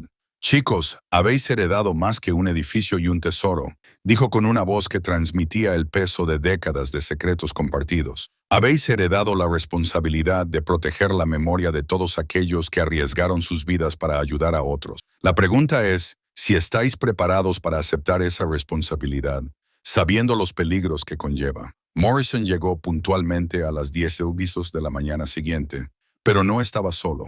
Le acompañaban dos hombres con trajes caros. Se presentaron solo como socios especializados en retos de adquisición de propiedades. Su presencia transformó lo que se había planteado como una negociación comercial amistosa en algo que se percibía claramente como intimidación. Caballeros, comenzó Morrison, con un tono notablemente diferente al de sus reuniones anteriores. Espero que hayan tenido tiempo de considerar la generosidad de mi oferta. Estoy dispuesto a cerrar la compra hoy mismo con un cheque bancario. Colocó una carpeta de cuero sobre el mostrador y la abrió para mostrar un contrato de compraventa ya rellenado con cifras que hicieron que a ambos hermanos se les acelerara el corazón. La oferta era casi el doble de lo que había propuesto solo 2 semanas antes. Dinero suficiente para resolver todos los problemas financieros a los que se habían enfrentado y proporcionarles seguridad para el resto de sus vidas. Pero Marcus notó algo inquietante en el contrato. Entre la densa jerga legal, había una cláusula que exigía a los vendedores desalojar la propiedad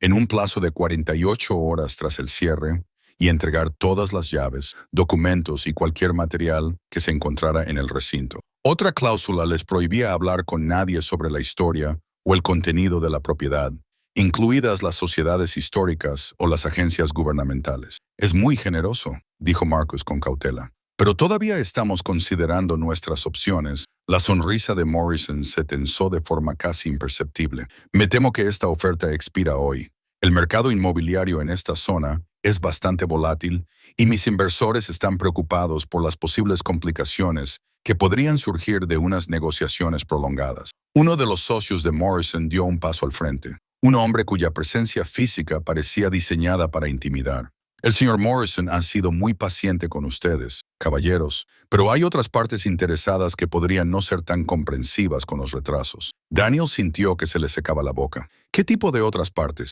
El tipo que a veces se impacienta cuando los propietarios no responden adecuadamente. A ofertas razonables, respondió el hombre con una sonrisa tenue que no llegaba a sus ojos. Morrison abrió su maletín y sacó una gruesa carpeta de documentos. Quizás esto ayude a aclarar su situación.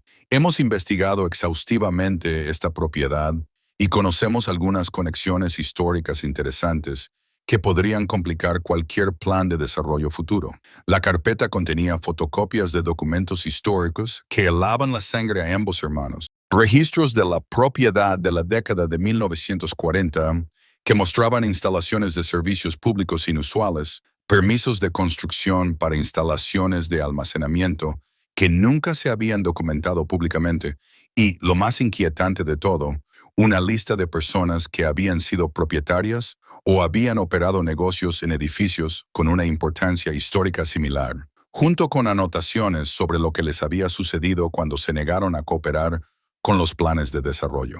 El conocimiento puede ser una carga, continuó Morrison, con un tono amenazante en su voz, especialmente el conocimiento sobre actividades que algunas personas podrían considerar antipatrióticas o incluso traicioneras. El clima político actual puede ser bastante implacable con las personas que apoyaron ciertos tipos de actividades humanitarias. Marcus se dio cuenta de que Morrison no solo los amenazaba económicamente, amenazaba con exponer públicamente y desacreditar la labor humanitaria de su abuelo, reformulándola como apoyo a los enemigos de Estados Unidos. En el clima actual de polarización política, tales acusaciones podrían destruir la reputación de su familia y exponerlos a graves consecuencias legales. Por supuesto, añadió Morrison, la compra de la propiedad resolvería todas estas posibles complicaciones. Mi empresa tiene experiencia en el manejo discreto de materiales históricos sensibles. La amenaza implícita era clara. Si vendían el edificio,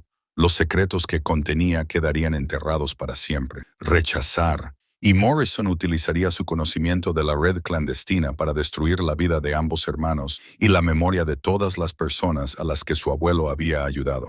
Pero mientras Morrison exponía sus condiciones, Marcus notó algo interesante en el comportamiento del hombre. A pesar de sus amenazas seguras y su generosa oferta, Morrison parecía nervioso, incluso desesperado. Sus manos temblaban ligeramente mientras manipulaba los documentos, y sus ojos no dejaban de mirar hacia la parte trasera de la tienda, donde sospechaba que se encontraba la entrada a la cámara oculta. «Necesitamos tiempo para pensarlo», dijo Daniel, aunque su voz carecía de convicción. «Me temo que el tiempo es un lujo que no tienen», respondió Morrison. «Esta oferta expira hoy a las 5 hondons. Después de eso me veré obligado a buscar otras opciones para adquirir esta propiedad». Después de que Morrison y sus socios se marcharan, los hermanos se quedaron sentados en silencio, atónitos, abrumados por la magnitud de la decisión a la que se enfrentaban. El dinero que Morrison les ofrecía resolvería todos sus problemas financieros y les permitiría empezar de cero en algún lugar lejos de Millbrook y sus complicaciones. Pero aceptar su oferta significaría traicionar el legado de su abuelo y garantizar que las pruebas de décadas de trabajo humanitario fueran destruidas para siempre. Más preocupante aún era darse cuenta de que el conocimiento de Morrison sobre la red clandestina iba mucho más allá de lo que habían imaginado. Sus referencias a otras partes interesadas y su detallada documentación sobre propiedades similares sugerían que formaba parte de un esfuerzo mayor para eliminar sistemáticamente las pruebas de las actividades clandestinas. Los hermanos pasaron la tarde investigando a Morrison Development Company en toda la región y descubrieron un patrón inquietante. Durante la última década, la empresa había comprado y demolido más de 20 edificios en 4 condados, todos ellos con conexiones históricas, con actividades abolicionistas o redes de ayuda a los refugiados. En todos los casos, los anteriores propietarios habían acabado aceptando vender tras sufrir diversas formas de presión e intimidación. A medida que se acercaban las 5 Sosulam, Marcus y Daniel se enfrentaban a la decisión más difícil de sus vidas, sabiendo que cualquier elección que tomaran tendría consecuencias que iban mucho más allá de su propia seguridad futura. La discusión estalló a las 4:30, solo 30 minutos antes de que expirara el plazo de Morrison. Daniel llevaba 1 hora paseándose por la sala principal de la tienda, con la ansiedad aumentando con cada tic-tac del viejo reloj de la pared. Cuando finalmente habló, sus palabras salieron con un torrente de miedo y frustración. «Tenemos que aceptar el dinero, Marcus. No estamos preparados para luchar contra gente como Morrison. Somos 2 tipos sin un duro de un pueblo moribundo, y él tiene abogados, matones y recursos suficientes para destruirnos». Marcus levantó la vista del mostrador, donde había estado estudiando los diarios de su abuelo, buscando una guía que tal vez nunca llegaría. «Entonces, dejemos que gane. Dejemos que borre todo lo que nuestro abuelo construyó durante su vida». «¡El abuelo está muerto!», gritó Daniel, y su voz resonó en la tienda vacía. «Él está muerto y nosotros estamos vivos, y tenemos la oportunidad de tomar suficiente dinero para construir una vida decente para nosotros. ¿Por qué deberíamos sacrificar nuestro futuro por los secretos de personas fallecidas?». Las palabras quedaron suspendidas en el aire entre ellos, crueles en su honestidad. Daniel se arrepintió inmediatamente de su arrebato, pero el sentimiento que lo motivó reflejaba los temores que se habían ido acumulando desde que descubrieron el tesoro en efectivo. Estaba cansado de ser pobre, cansado de ver cómo otras personas triunfaban, mientras él luchaba por pagar el alquiler, cansado de vivir en una ciudad que no ofrecía oportunidades a los jóvenes sin títulos universitarios ni conexiones familiares. Marcus cerró el diario lentamente, con movimientos deliberados y controlados, porque los secretos de esas personas fallecidas representan algo más importante que el dinero. Porque nuestro abuelo pasó 60 años de su vida ayudando a personas que no tenían a quién recurrir. Porque si vendemos ahora, estamos diciendo que nada de eso importaba. «No importa si estamos muertos o en la cárcel», replicó Daniel. «Ya viste a esos hombres con Morrison. Leíste esos documentos sobre lo que les pasó a otras personas que se negaron a cooperar. Esto no es una causa noble, es supervivencia». Los hermanos llevaban días preparándose para esta confrontación. Sus diferentes personalidades y perspectivas creaban una colisión inevitable a medida que aumentaba la presión. Marcus siempre había sido el idealista, el que creía en hacer lo correcto sin importar el coste personal. Daniel siempre había sido el pragmático, dispuesto a comprometer sus principios si eso significaba evitar el desastre. «He estado pensando en esto toda la semana», continuó Daniel, sacando un papel doblado de su bolsillo. He encontrado una oferta de trabajo en Chicago, un sueldo decente, prestaciones, la oportunidad de empezar de nuevo. Con el dinero de Morrison, podría permitirme mudarme, quizá incluso volver a estudiar. Marcus miró fijamente la solicitud de empleo, sintiéndose traicionado no solo por los planes secretos de su hermano, sino también por su disposición a abandonar la herencia que compartían. Ya has tomado una decisión. Uno de nosotros tiene que ser realista sobre nuestra situación. Hemos heredado un desastre, Marcus. Un edificio que se cae a pedazos, deudas que no podemos pagar y secretos que podrían costarnos la vida. Lo inteligente, lo único sensato, es coger el dinero y largarnos. ¿Y qué hay de las personas a las que ayudó el abuelo? ¿Y las familias que le confiaron sus posesiones más preciadas? ¿Y la responsabilidad que heredamos junto con el tesoro? La frustración de Daniel estalló. Yo no pedí esa responsabilidad.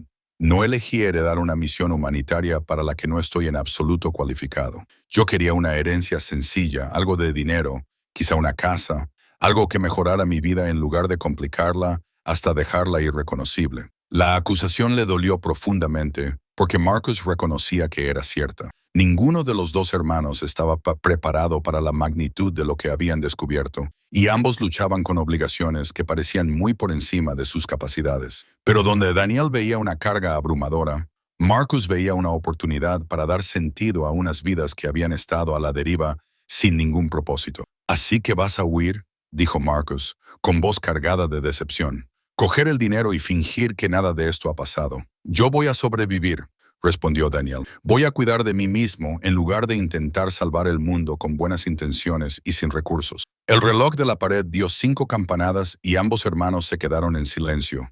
Al darse cuenta de que la fecha límite de Morrison había pasado mientras discutían. A lo lejos, oyeron un coche detenerse frente a la tienda, probablemente Morrison, que venía a conocer su decisión. Daniel cogió su chaqueta de la silla que había detrás del mostrador.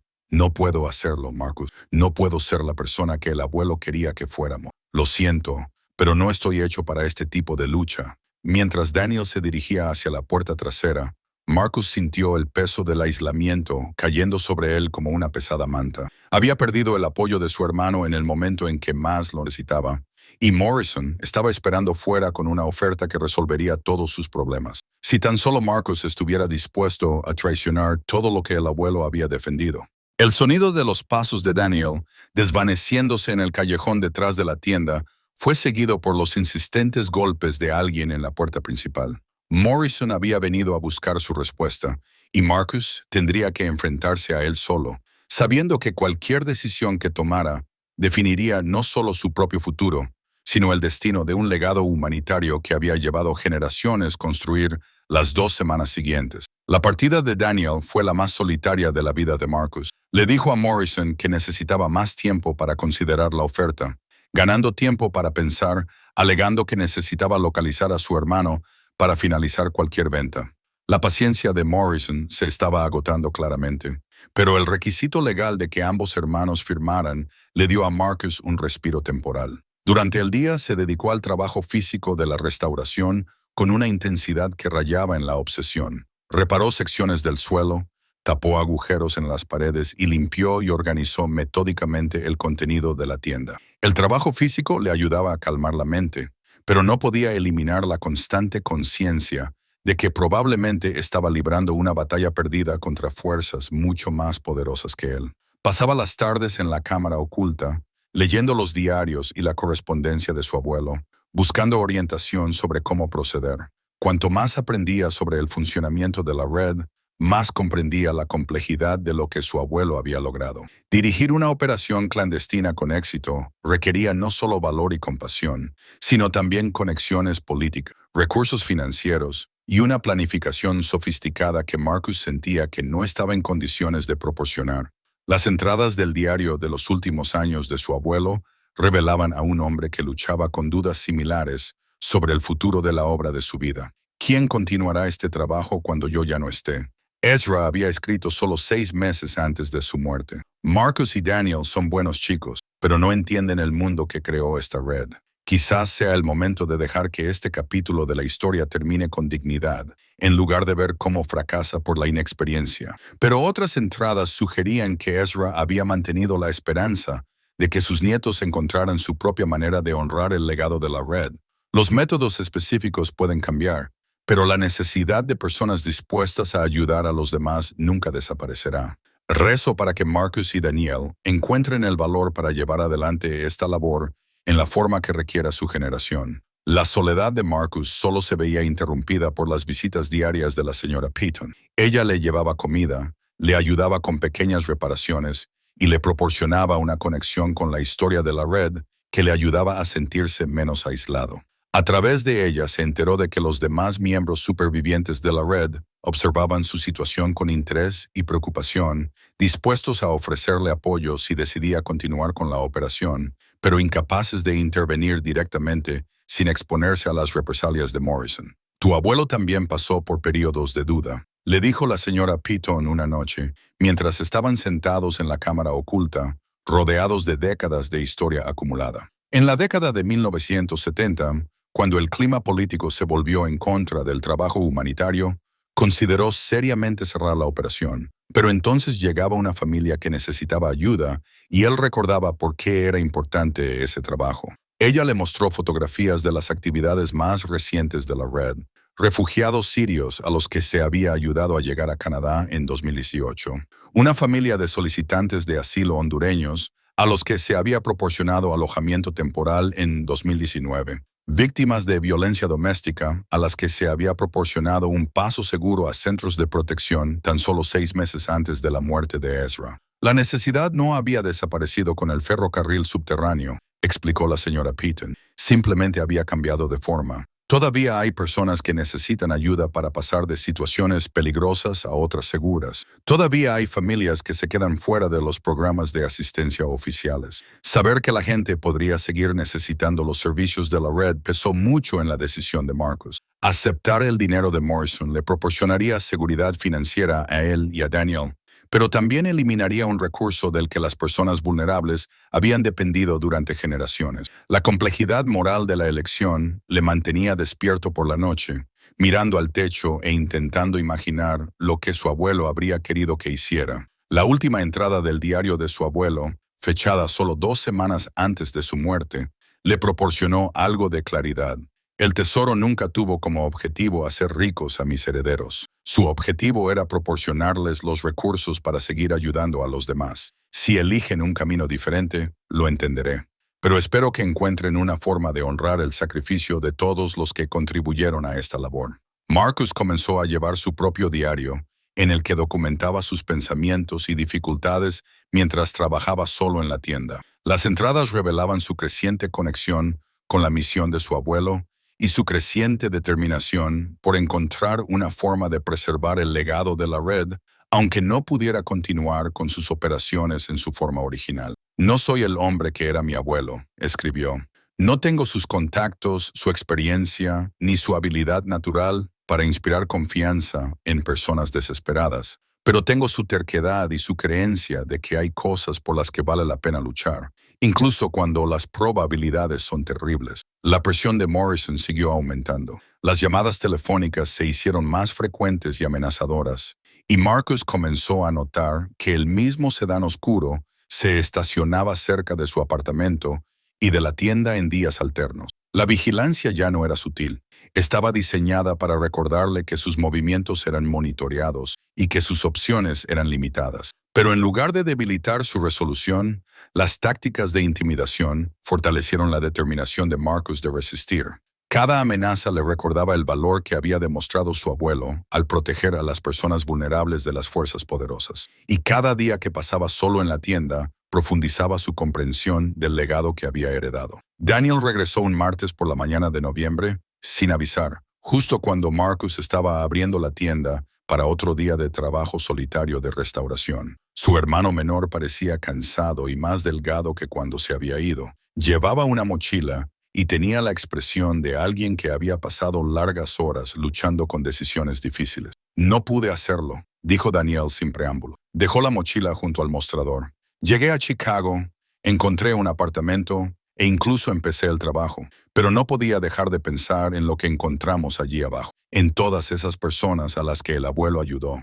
Marcus sintió una oleada de alivio tan intensa que casi lo derriba, aunque trató de mantener la compostura. ¿Qué te hizo cambiar de opinión? Daniel sacó una gruesa carpeta de su mochila, cuyo contenido estaba perfectamente organizado con el cuidado metódico que siempre había caracterizado su enfoque de los proyectos de investigación. Pasé 2 semanas en la Biblioteca Pública de Chicago, aprendiendo todo lo que pude sobre las operaciones del ferrocarril subterráneo en el Medio Oeste. Marcus, lo que hacía el abuelo no era solo trabajo benéfico local. Formaba parte de una red que salvó miles de vidas a lo largo de varias generaciones. La carpeta contenía fotocopias de documentos históricos, artículos académicos y artículos de periódico que Daniel había recopilado cuidadosamente durante su ausencia. Había rastreado las conexiones entre la operación de su abuelo y redes similares en Illinois, Wisconsin y Michigan, descubriendo un sofisticado sistema de casas seguras y rutas de transporte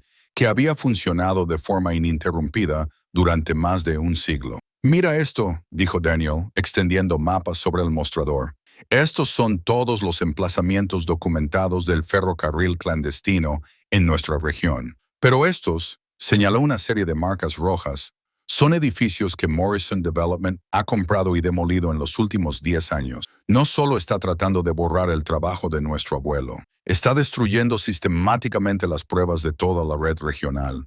Marcus estudió los mapas con creciente asombro. Daniel había documentado las actividades de Morrison en 4 estados, mostrando un patrón de adquisiciones inmobiliarias que no podía explicarse por el desarrollo comercial normal. El hombre estaba gastando millones de dólares para comprar y destruir edificios que tenían importancia histórica, pero poco valor comercial. «Hay más», continuó Daniel, mostrando otra sección de documentos. «Encontré registros de operaciones similares en otras partes del país. Los promotores inmobiliarios vinculados a organizaciones supremacistas blancas llevan años atacando los sitios del ferrocarril clandestino, tratando de eliminar las pruebas físicas de la cooperación multirracial y la ayuda humanitaria.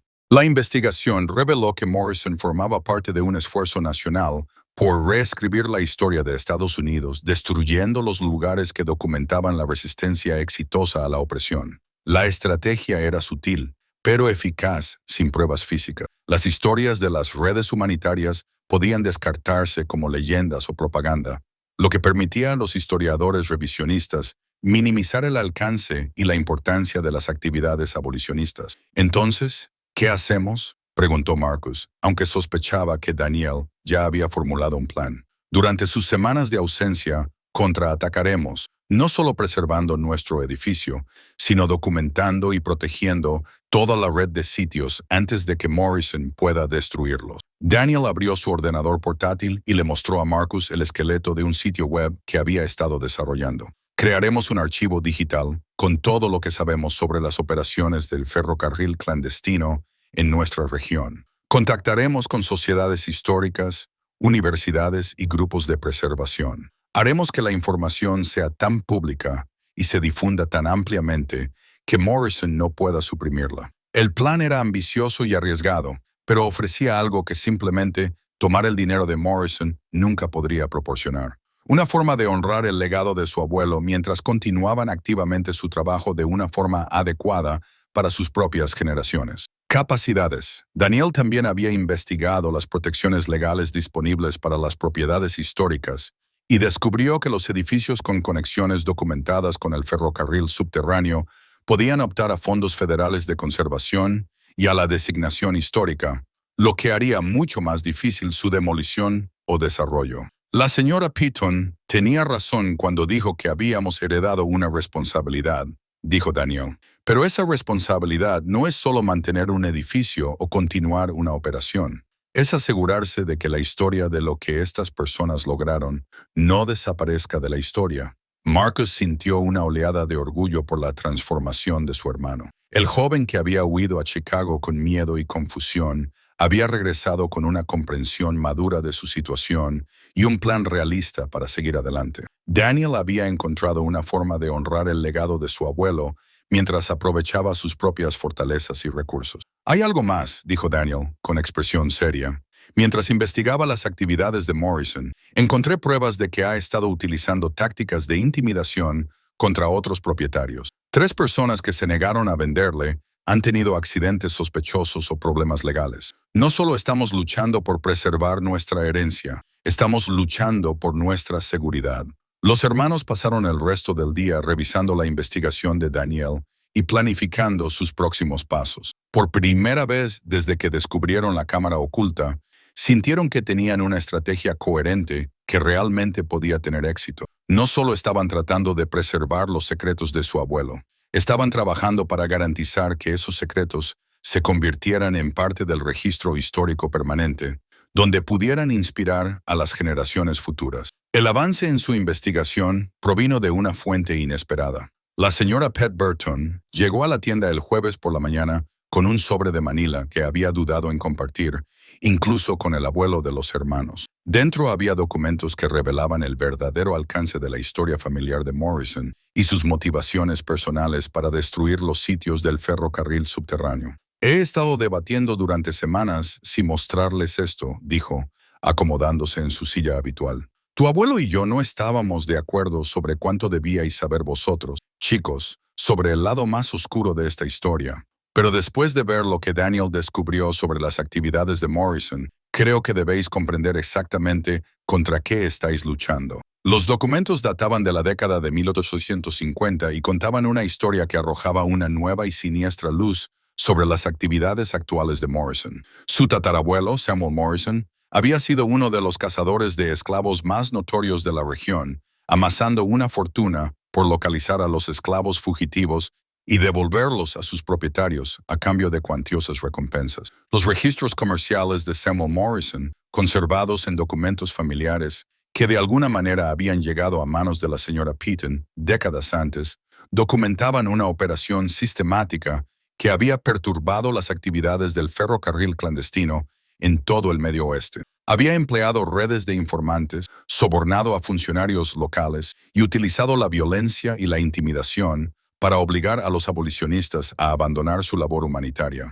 El dinero que construyó la fortuna de la familia Morrison procedía del sufrimiento humano, explicó la señora Peaton. Samuel Morrison recibía primas por capturar esclavos fugitivos e invertía esos beneficios en tierras y negocios que sus descendientes aún controlan hoy en día. Pero los documentos revelaban algo aún más inquietante. Samuel Morrison había llevado registros detallados de las operaciones del ferrocarril clandestino, documentando los refugios, las rutas y las identidades de los conductores y simpatizantes. Su red de inteligencia era tan sofisticada que rivalizaba con las agencias policiales y había utilizado esa información no solo para capturar a los fugitivos, sino también para destruir sistemáticamente la infraestructura que los ayudaba. El juez Morrison, padre de Richard, había descubierto estos documentos familiares en la década de 1960 y se había horrorizado por las actividades de sus antepasados. Su apoyo a la red humanitaria de su abuelo había estado motivado en parte por la culpa que sentía por el papel histórico de su familia en la perpetuación de la esclavitud y en parte por un deseo genuino de expiar los errores del pasado. El juez Morrison intentó reparar la historia de su familia. Según continuó la señora Aspleton, donó importantes cantidades de dinero a organizaciones de derechos civiles y utilizó su influencia legal para proteger los emplazamientos del ferrocarril clandestino. Pero cuando Richard regresó de Vietnam, tenía ideas muy diferentes sobre el legado de su familia. El último documento de la colección de la señora Peaton era una carta que el juez Morrison había escrito a su abuelo poco antes de su muerte en 1995. En ella, advertía que su hijo Richard había descubierto los registros de captura de esclavos de la familia y planeaba utilizarlos para identificar y localizar los lugares que habían formado parte de la red del ferrocarril clandestino. Richard considera que la labor de sus antepasados fue un servicio patriótico, según explicaba la carta. Cree que Samuel Morrison estaba protegiendo los derechos de propiedad estadounidenses y manteniendo el orden social. Está convencido de que la conservación moderna de los emplazamientos del ferrocarril clandestino forma parte de una conspiración para promover la culpa blanca y socavar los valores estadounidenses. Marcus y Daniel intercambiaron miradas mientras asimilaban las implicaciones de esta revelación. Morrison no era solo un promotor inmobiliario codicioso que intentaba maximizar los beneficios de las propiedades históricas. Era un hombre impulsado por el odio ideológico que utilizaba su riqueza heredada para completar la labor de sus antepasados, de destruir las operaciones del ferrocarril subterráneo. Los hermanos pasaron el resto del día investigando las actividades de Samuel Morrison y cotejándolas con los registros de su abuelo. Descubrieron que muchas de las familias a las que su abuelo había ayudado eran descendientes de personas que habían sido capturadas y devueltas a la esclavitud por Samuel Morrison en la década de 1850. La red del ferrocarril subterráneo que operaba en el siglo XX había sido en parte una respuesta al daño que el antepasado de Morrison había infligido anteriormente. Esfuerzos humanitarios. Esto lo explica todo, dijo Daniel, estudiando los mapas que mostraban las rutas de caza de Samuel Morrison superpuestas a los sitios que Richard Morrison había seleccionado para su demolición. No está tratando de desarrollar estas propiedades. Está tratando de terminar lo que su tatarabuelo comenzó. El descubrimiento de las verdaderas motivaciones de Morrison transformó su situación de una simple disputa por la propiedad en algo mucho más significativo. No solo estaban defendiendo su herencia, estaban luchando contra una campaña generacional para borrar las pruebas de la resistencia exitosa a la opresión. Pero los documentos también les proporcionaron munición poderosa para su propia lucha. Los registros de Samuel Morrison contienen información detallada sobre las operaciones del ferrocarril subterráneo que nunca se había documentado en ningún otro lugar, incluidas las identidades de los conductores y simpatizantes cuyas contribuciones a la historia habían sido olvidadas. Esta información podría ser muy valiosa para los historiadores y conservacionistas que trabajan para documentar el alcance total de las actividades abolicionistas en la región. Tenemos que hacer llegar esta información a las personas adecuadas, dijo Marcus, reconociendo que ahora poseían pruebas que podían cambiar fundamentalmente la comprensión histórica de las operaciones del ferrocarril clandestino en su región. Pero también tenemos que estar preparados para que Morrison intensifique su presión cuando se dé cuenta de lo que sabemos. La señora Peaton asintió con severidad. Richard Morrison ha pasado décadas tratando de ocultar esta información. Cuando descubra que ustedes tienen acceso a los registros de sus antepasados, hará lo que sea necesario para impedir que los hagan público. La paciencia de Morrison finalmente se agotó en una fría mañana de viernes a finales de noviembre. Llegó a la tienda con un pequeño ejército de personas, sus dos socios de antes, una mujer que se presentó como representante legal y tres hombres que parecían haber sido contratados para intimidar más que para negociar. El grupo llenó la sala principal de la tienda y su presencia transformó el espacio en algo que parecía más un tribunal que un lugar de negocio. Caballeros, comenzó Morrison, sin mostrar en su voz la falsa amabilidad de sus reuniones anteriores. Creo que es hora de poner fin a esta farsa. Han tenido muchas oportunidades para aceptar mi generosa oferta, y sus continuas dilaciones están empezando a interferir en importantes plazos de desarrollo. Marcus y Daniel se quedaron detrás del mostrador, desconcertados por la señora Peaton y otros dos residentes ancianos que habían llegado esa mañana, alegando que querían ver cómo se desarrollaba el asunto. Los hermanos los habían llamado para que les dieran apoyo moral, pero su presencia también servía como testigos de lo que Morrison tuviera pensado hacer. Hemos decidido no vender, dijo Marcus, con una voz más firme de lo que se sentía. Este edificio tiene un significado histórico que creemos que debe preservarse. La risa de Morrison fue fría y sin humor. Significado histórico. Esto es una tienda general en decadencia en un pueblo moribundo. ¿Qué posible significado histórico podría tener? Daniel dio un paso adelante, llevando la carpeta con los documentos que habían preparado. El tipo de importancia que le confiere ser una parada documentada del ferrocarril subterráneo. El tipo que cumple los requisitos para recibir protección histórica federal y fondos para su conservación. El cambio en la expresión de Morrison fue inmediato y dramático. Su sonrisa de confianza desapareció, sustituida por algo que parecía auténtica alarma. Sus ojos se dirigieron rápidamente a sus socios, y Marcus pudo ver la comunicación tácita que se establecía entre ellos. No sé qué fantasía habéis estado alimentando, chicos, dijo Morrison, pero su voz carecía de convicción. No hay pruebas de que este edificio haya estado relacionado con ninguna actividad del ferrocarril subterráneo. En realidad, sí las hay, dijo la señora Peaton, levantándose de su silla con más autoridad de la que solían mostrar sus 78 años. De hecho, hay bastantes pruebas, incluidos algunos documentos muy interesantes sobre la participación histórica de su familia en esta región. Morrison palideció y su representante legal le susurró algo urgente al oído. Era evidente que la mujer había sido informada sobre posibles complicaciones históricas, pero la reacción de Morrison sugería que las conexiones de su propia familia con el ferrocarril clandestino eran más delicadas de lo que él había previsto. Daniel abrió su carpeta y extendió varios documentos sobre el mostrador para que Morrison pudiera verlos. Hemos estado investigando, señor Morrison. ¿Sabía que su tatarabuelo, Samuel Morrison, fue uno de los cazadores de esclavos más exitosos del Medio Oeste?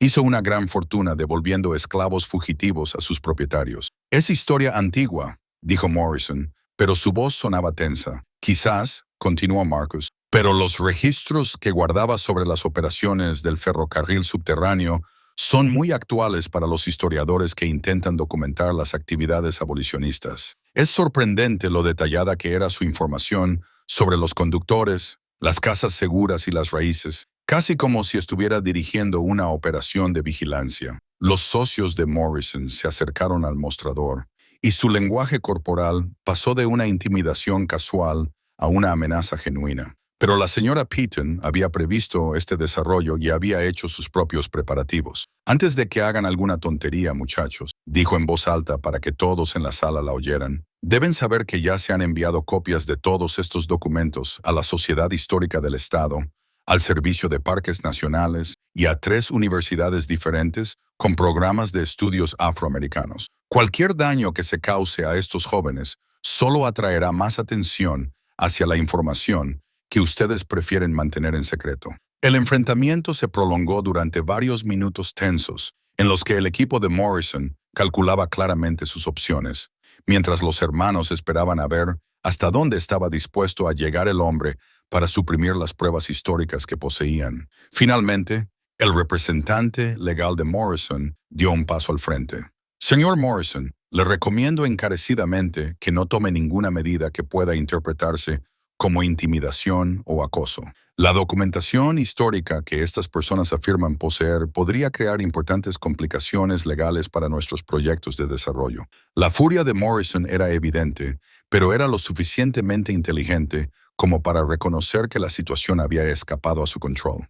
Los hermanos habían pasado de ser objetivos aislados a convertirse en defensores públicos de la preservación histórica, lo que hacía que cualquier acción agresiva contra ellos fuera potencialmente contraproducente. Esto no ha terminado, dijo Morrison, con la voz tensa por la ira contenida. No tienen ni idea de en qué se están metiendo, ni a quién están desafiando. Hay fuerzas más poderosas en juego aquí que su pequeño proyecto de conservación. Estamos empezando a entenderlo, respondió Daniel. Por eso nos estamos asegurando de que esta información se haga lo más pública posible. Es difícil suprimir pruebas cuando están dispersas en docenas de instituciones y proyectos de investigación. Mientras Morrison y su equipo salían de la tienda, Marcus sintió alivio y aprensión a la vez. Habían logrado descubrir el farol de Morrison y demostrar que no se dejaban intimidar fácilmente, pero también habían agravado el conflicto con un hombre que claramente contaba con recursos sustanciales y pocos escrúpulos a la hora de utilizarlos. Bueno, dijo la señora Peaton una vez que se quedaron solos, ha ido mejor de lo que esperaba, pero sospecho que el señor Morrison explorará otras opciones para lidiar con esta situación. El cambio de actitud de Millbrook hacia los hermanos Fletcher comenzó con un simple artículo en el periódico local. La señora Henderson del banco, que inicialmente les había presionado para que vendieran, había presenciado la visita conflictiva de Morrison desde el otro lado de la calle y había llamado al periódico para informar de lo que había visto. El artículo resultante se titulaba «Promotor local amenaza a los propietarios de un edificio histórico». Esto provocó una reacción que sorprendió a todos los implicados. El lunes por la mañana, una corriente constante de visitantes comenzó a llegar a la tienda. Algunos vinieron por curiosidad, atraídos por las vagas referencias de los periódicos a importantes descubrimientos históricos. Otros vinieron con conocimientos específicos sobre las conexiones de sus familias con las actividades del ferrocarril subterráneo. Historias que se habían transmitido de generación en generación, pero que nunca se habían documentado oficialmente. Martha Kowalski, cuya familia era propietaria de la tienda de delicatessen, donde los hermanos alquilaban su apartamento, fue una de las primeras en llegar con documentos familiares. Su bisabuela había escrito cartas en las que describía cómo la tienda Fletcher había dado cobijo a su familia cuando huyeron de la persecución política en Polonia en 1923.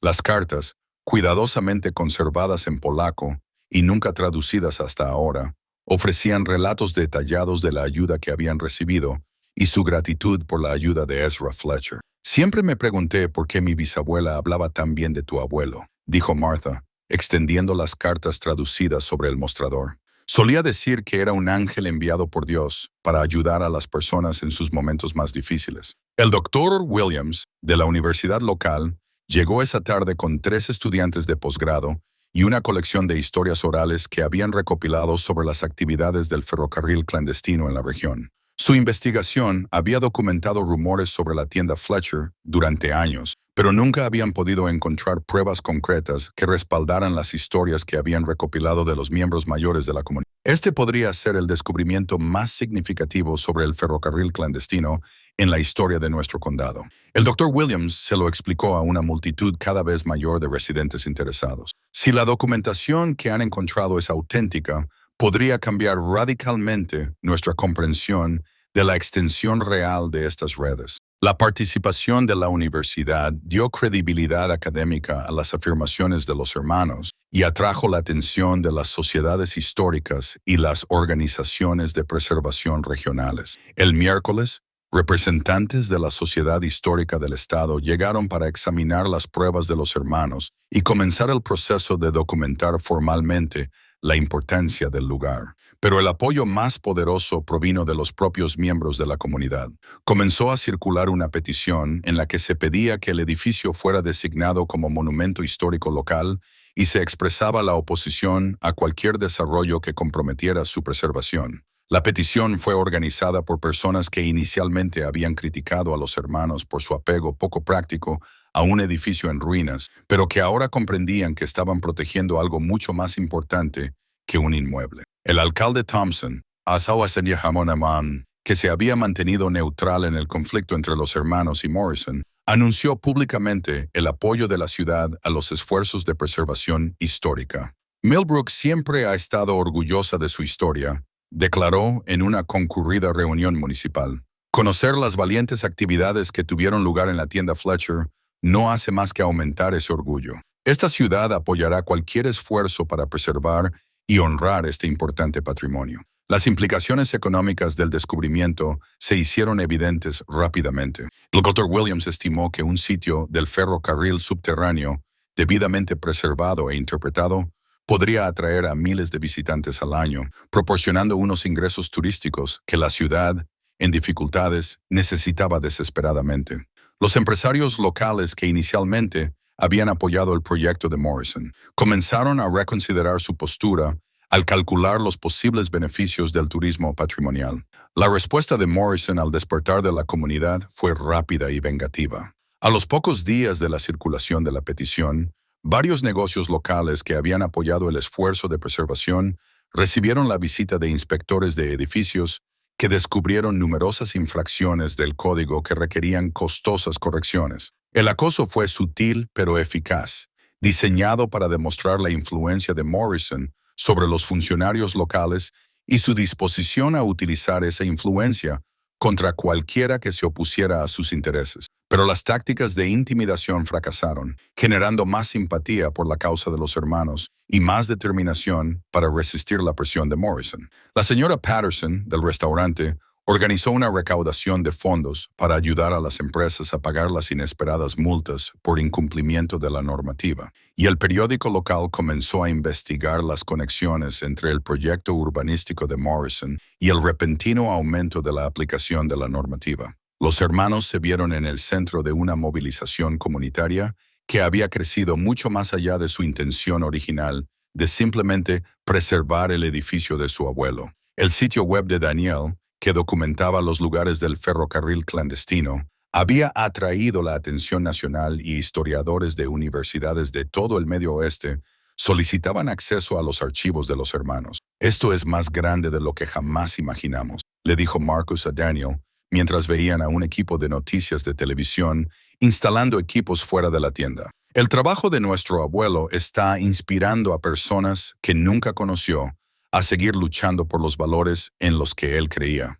La petición de la comunidad había crecido hasta incluir más de 3,000 firmas, entre ellas el apoyo de residentes de pueblos vecinos que se enfrentaban a una presión similar por parte de promotores inmobiliarios que tenían en el punto de mira lugares históricos. Los hermanos Fletcher se habían convertido en símbolos de la resistencia contra los esfuerzos por borrar la historia incómoda, y su historia resonaba en personas que comprendían la importancia de preservar las pruebas del complicado pasado de Estados Unidos. Pero, a pesar de que el apoyo a su causa crecía, ambos hermanos eran conscientes de que Morrison no había abandonado sus objetivos. El hombre había invertido demasiado en su campaña para suprimir las pruebas del ferrocarril clandestino, como para dejarse disuadir por la oposición de la comunidad, y sus amenazas sobre fuerzas más poderosas sugerían que los hermanos se enfrentaban a retos que iban mucho más allá de la política de su pequeña ciudad.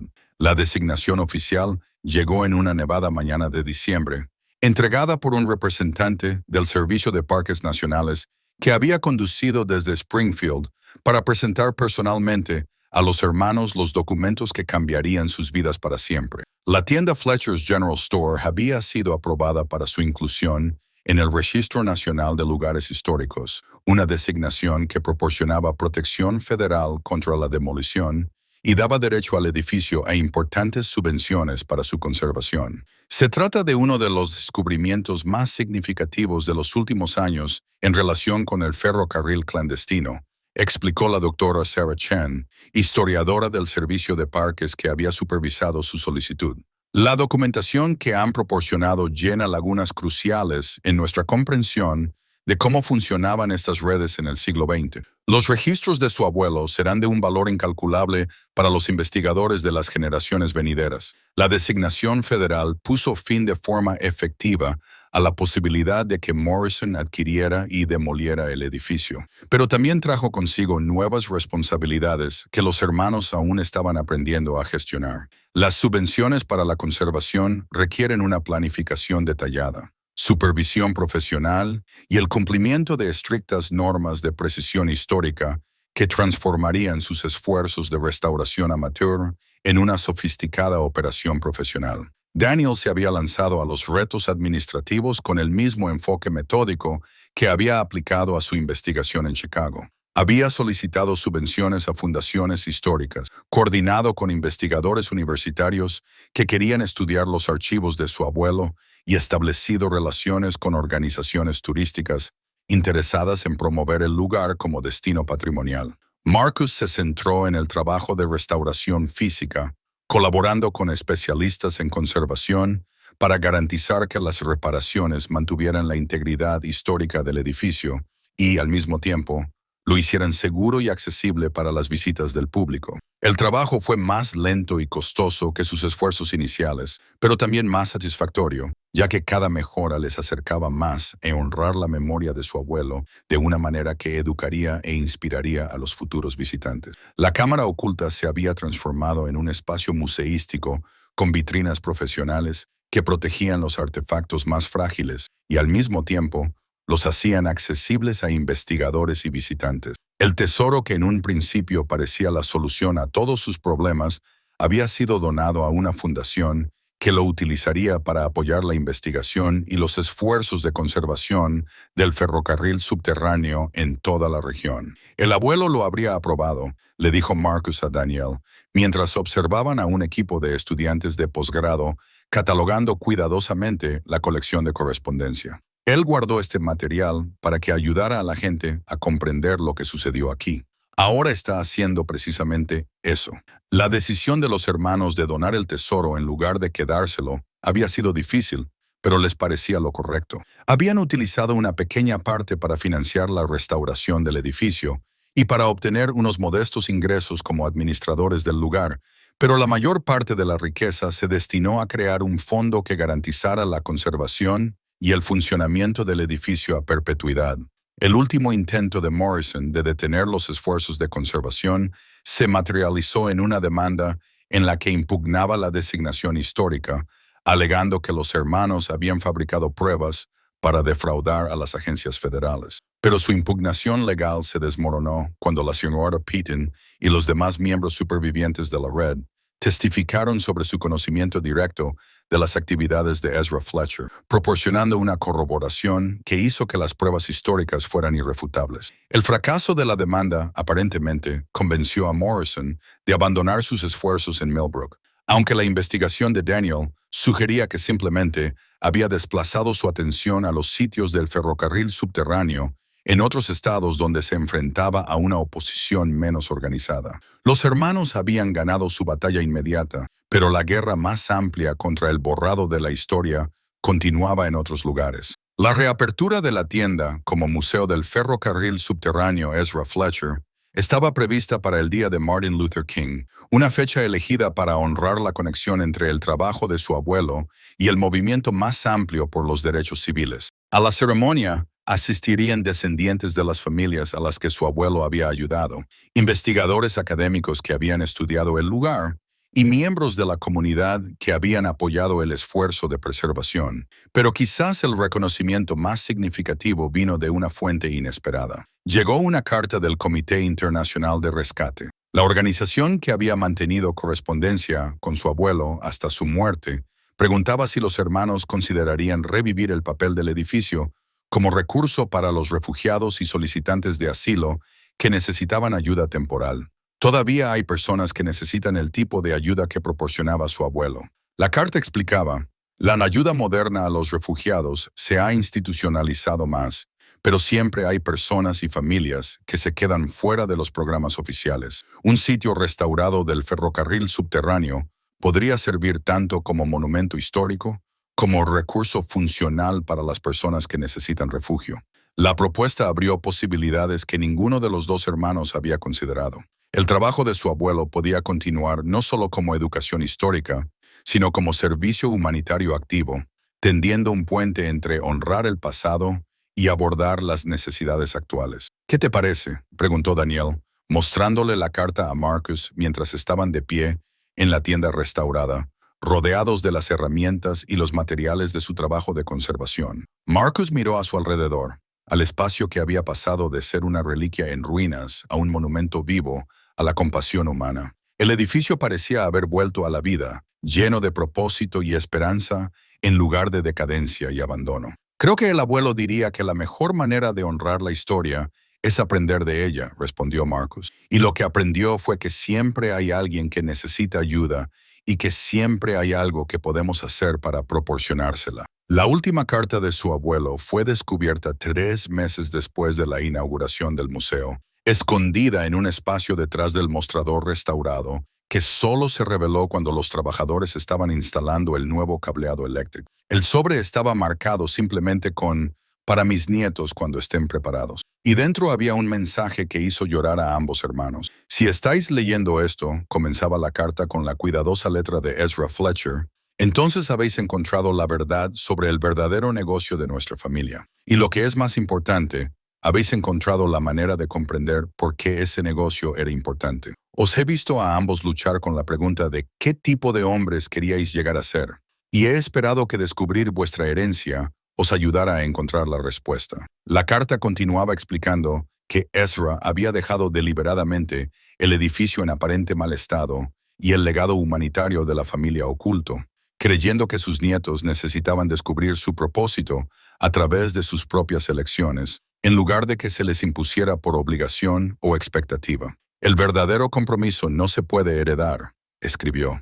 Debe elegirse libremente, con plena comprensión tanto de las recompensas como de los costes. Estoy orgulloso de que hayáis decidido honrar el trabajo que dio sentido a mi vida, pero estoy aún más orgulloso de que hayáis encontrado vuestra propia manera de continuar ese trabajo de formas que yo nunca hubiera imaginado. El museo se había convertido, sin duda, en algo más allá de lo que su abuelo podría haber imaginado. En sus primeros 6 meses de funcionamiento, el Museo Ezra Fletcher Underground Railroad había recibido a más de 12,000 visitantes, generando suficientes ingresos turísticos para financiar los esfuerzos de conservación en curso y creando oportunidades de empleo para los residentes locales que trabajaban como guías e intérpretes. Pero el papel del edificio como santuario moderno había resultado aún más significativo. En colaboración con el Comité Internacional de Rescate y otras organizaciones de ayuda a los refugiados, los hermanos habían establecido un programa discreto que proporcionaba alojamiento temporal y apoyo a los solicitantes de asilo, cuyos casos estaban pendientes en los tribunales de inmigración. La cámara oculta, que en su día había dado cobijo a esclavos fugitivos, ofrecía ahora refugio a familias que huían de la violencia y la persecución. En sus países de origen, el programa funcionaba con el mismo celoso secretismo que había caracterizado el trabajo de su abuelo, pero con la protección añadida de la supervisión legal y la coordinación con los organismos oficiales. Las familias solían quedarse solo unos días o semanas mientras se tramitaban sus documentos o esperaban a que se les asignara una vivienda permanente. Pero ese breve respiro a menudo marcaba la diferencia entre el éxito de las solicitudes de asilo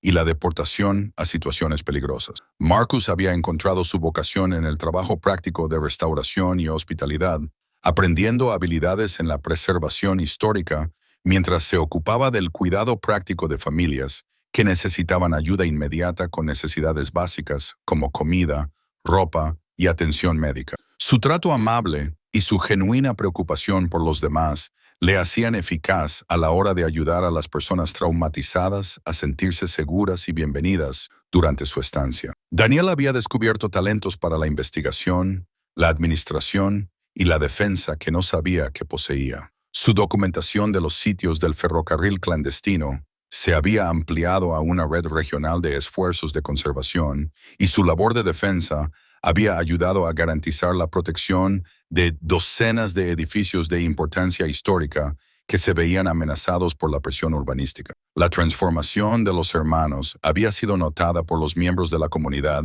que los conocían como jóvenes luchadores sin una dirección aparente en la vida. El alcalde Thompson los había nombrado miembros de la Comisión de Preservación Histórica de la ciudad, y el Dr. Williams le había ofrecido a Daniel un puesto como investigador asociado en el programa de estudios afroamericanos de la universidad.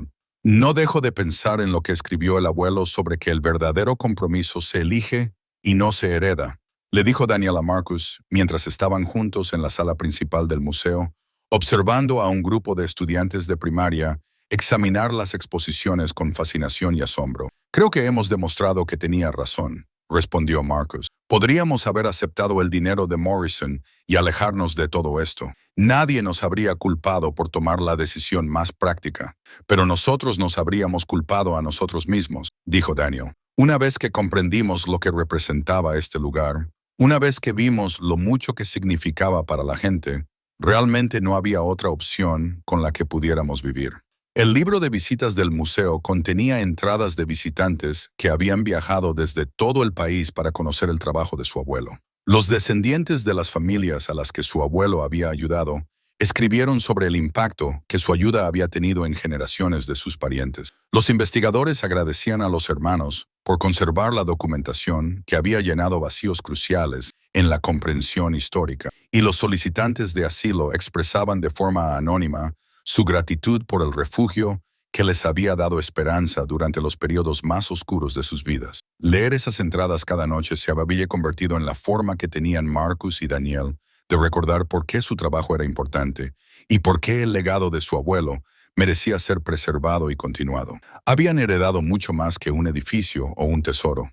Habían heredado la oportunidad de dar sentido a sus vidas, sirviendo a algo más grande que ellos mismos. Antes de volver mañana, dijo Marcus, repitiendo la frase familiar de innumerables historias, quiero que sepas lo orgulloso que estoy de que hayamos encontrado nuestro camino juntos hasta aquí. Daniel sonrió, comprendiendo que su hermano no solo se refería a su ubicación física en la tienda restaurada, sino al descubrimiento de un propósito y una colaboración que los había transformado de individuos en dificultades a guardianes comprometidos de un importante legado. Afuera, las primeras flores de primavera comenzaban a florecer en el jardín que la señora Peden les había ayudado a plantar junto al museo. Como el trabajo de su abuelo, como el propio edificio, como la transformación de los hermanos. El jardín representaba la posibilidad de crecimiento y renovación que provenía del cuidado paciente y la fe inquebrantable en el futuro.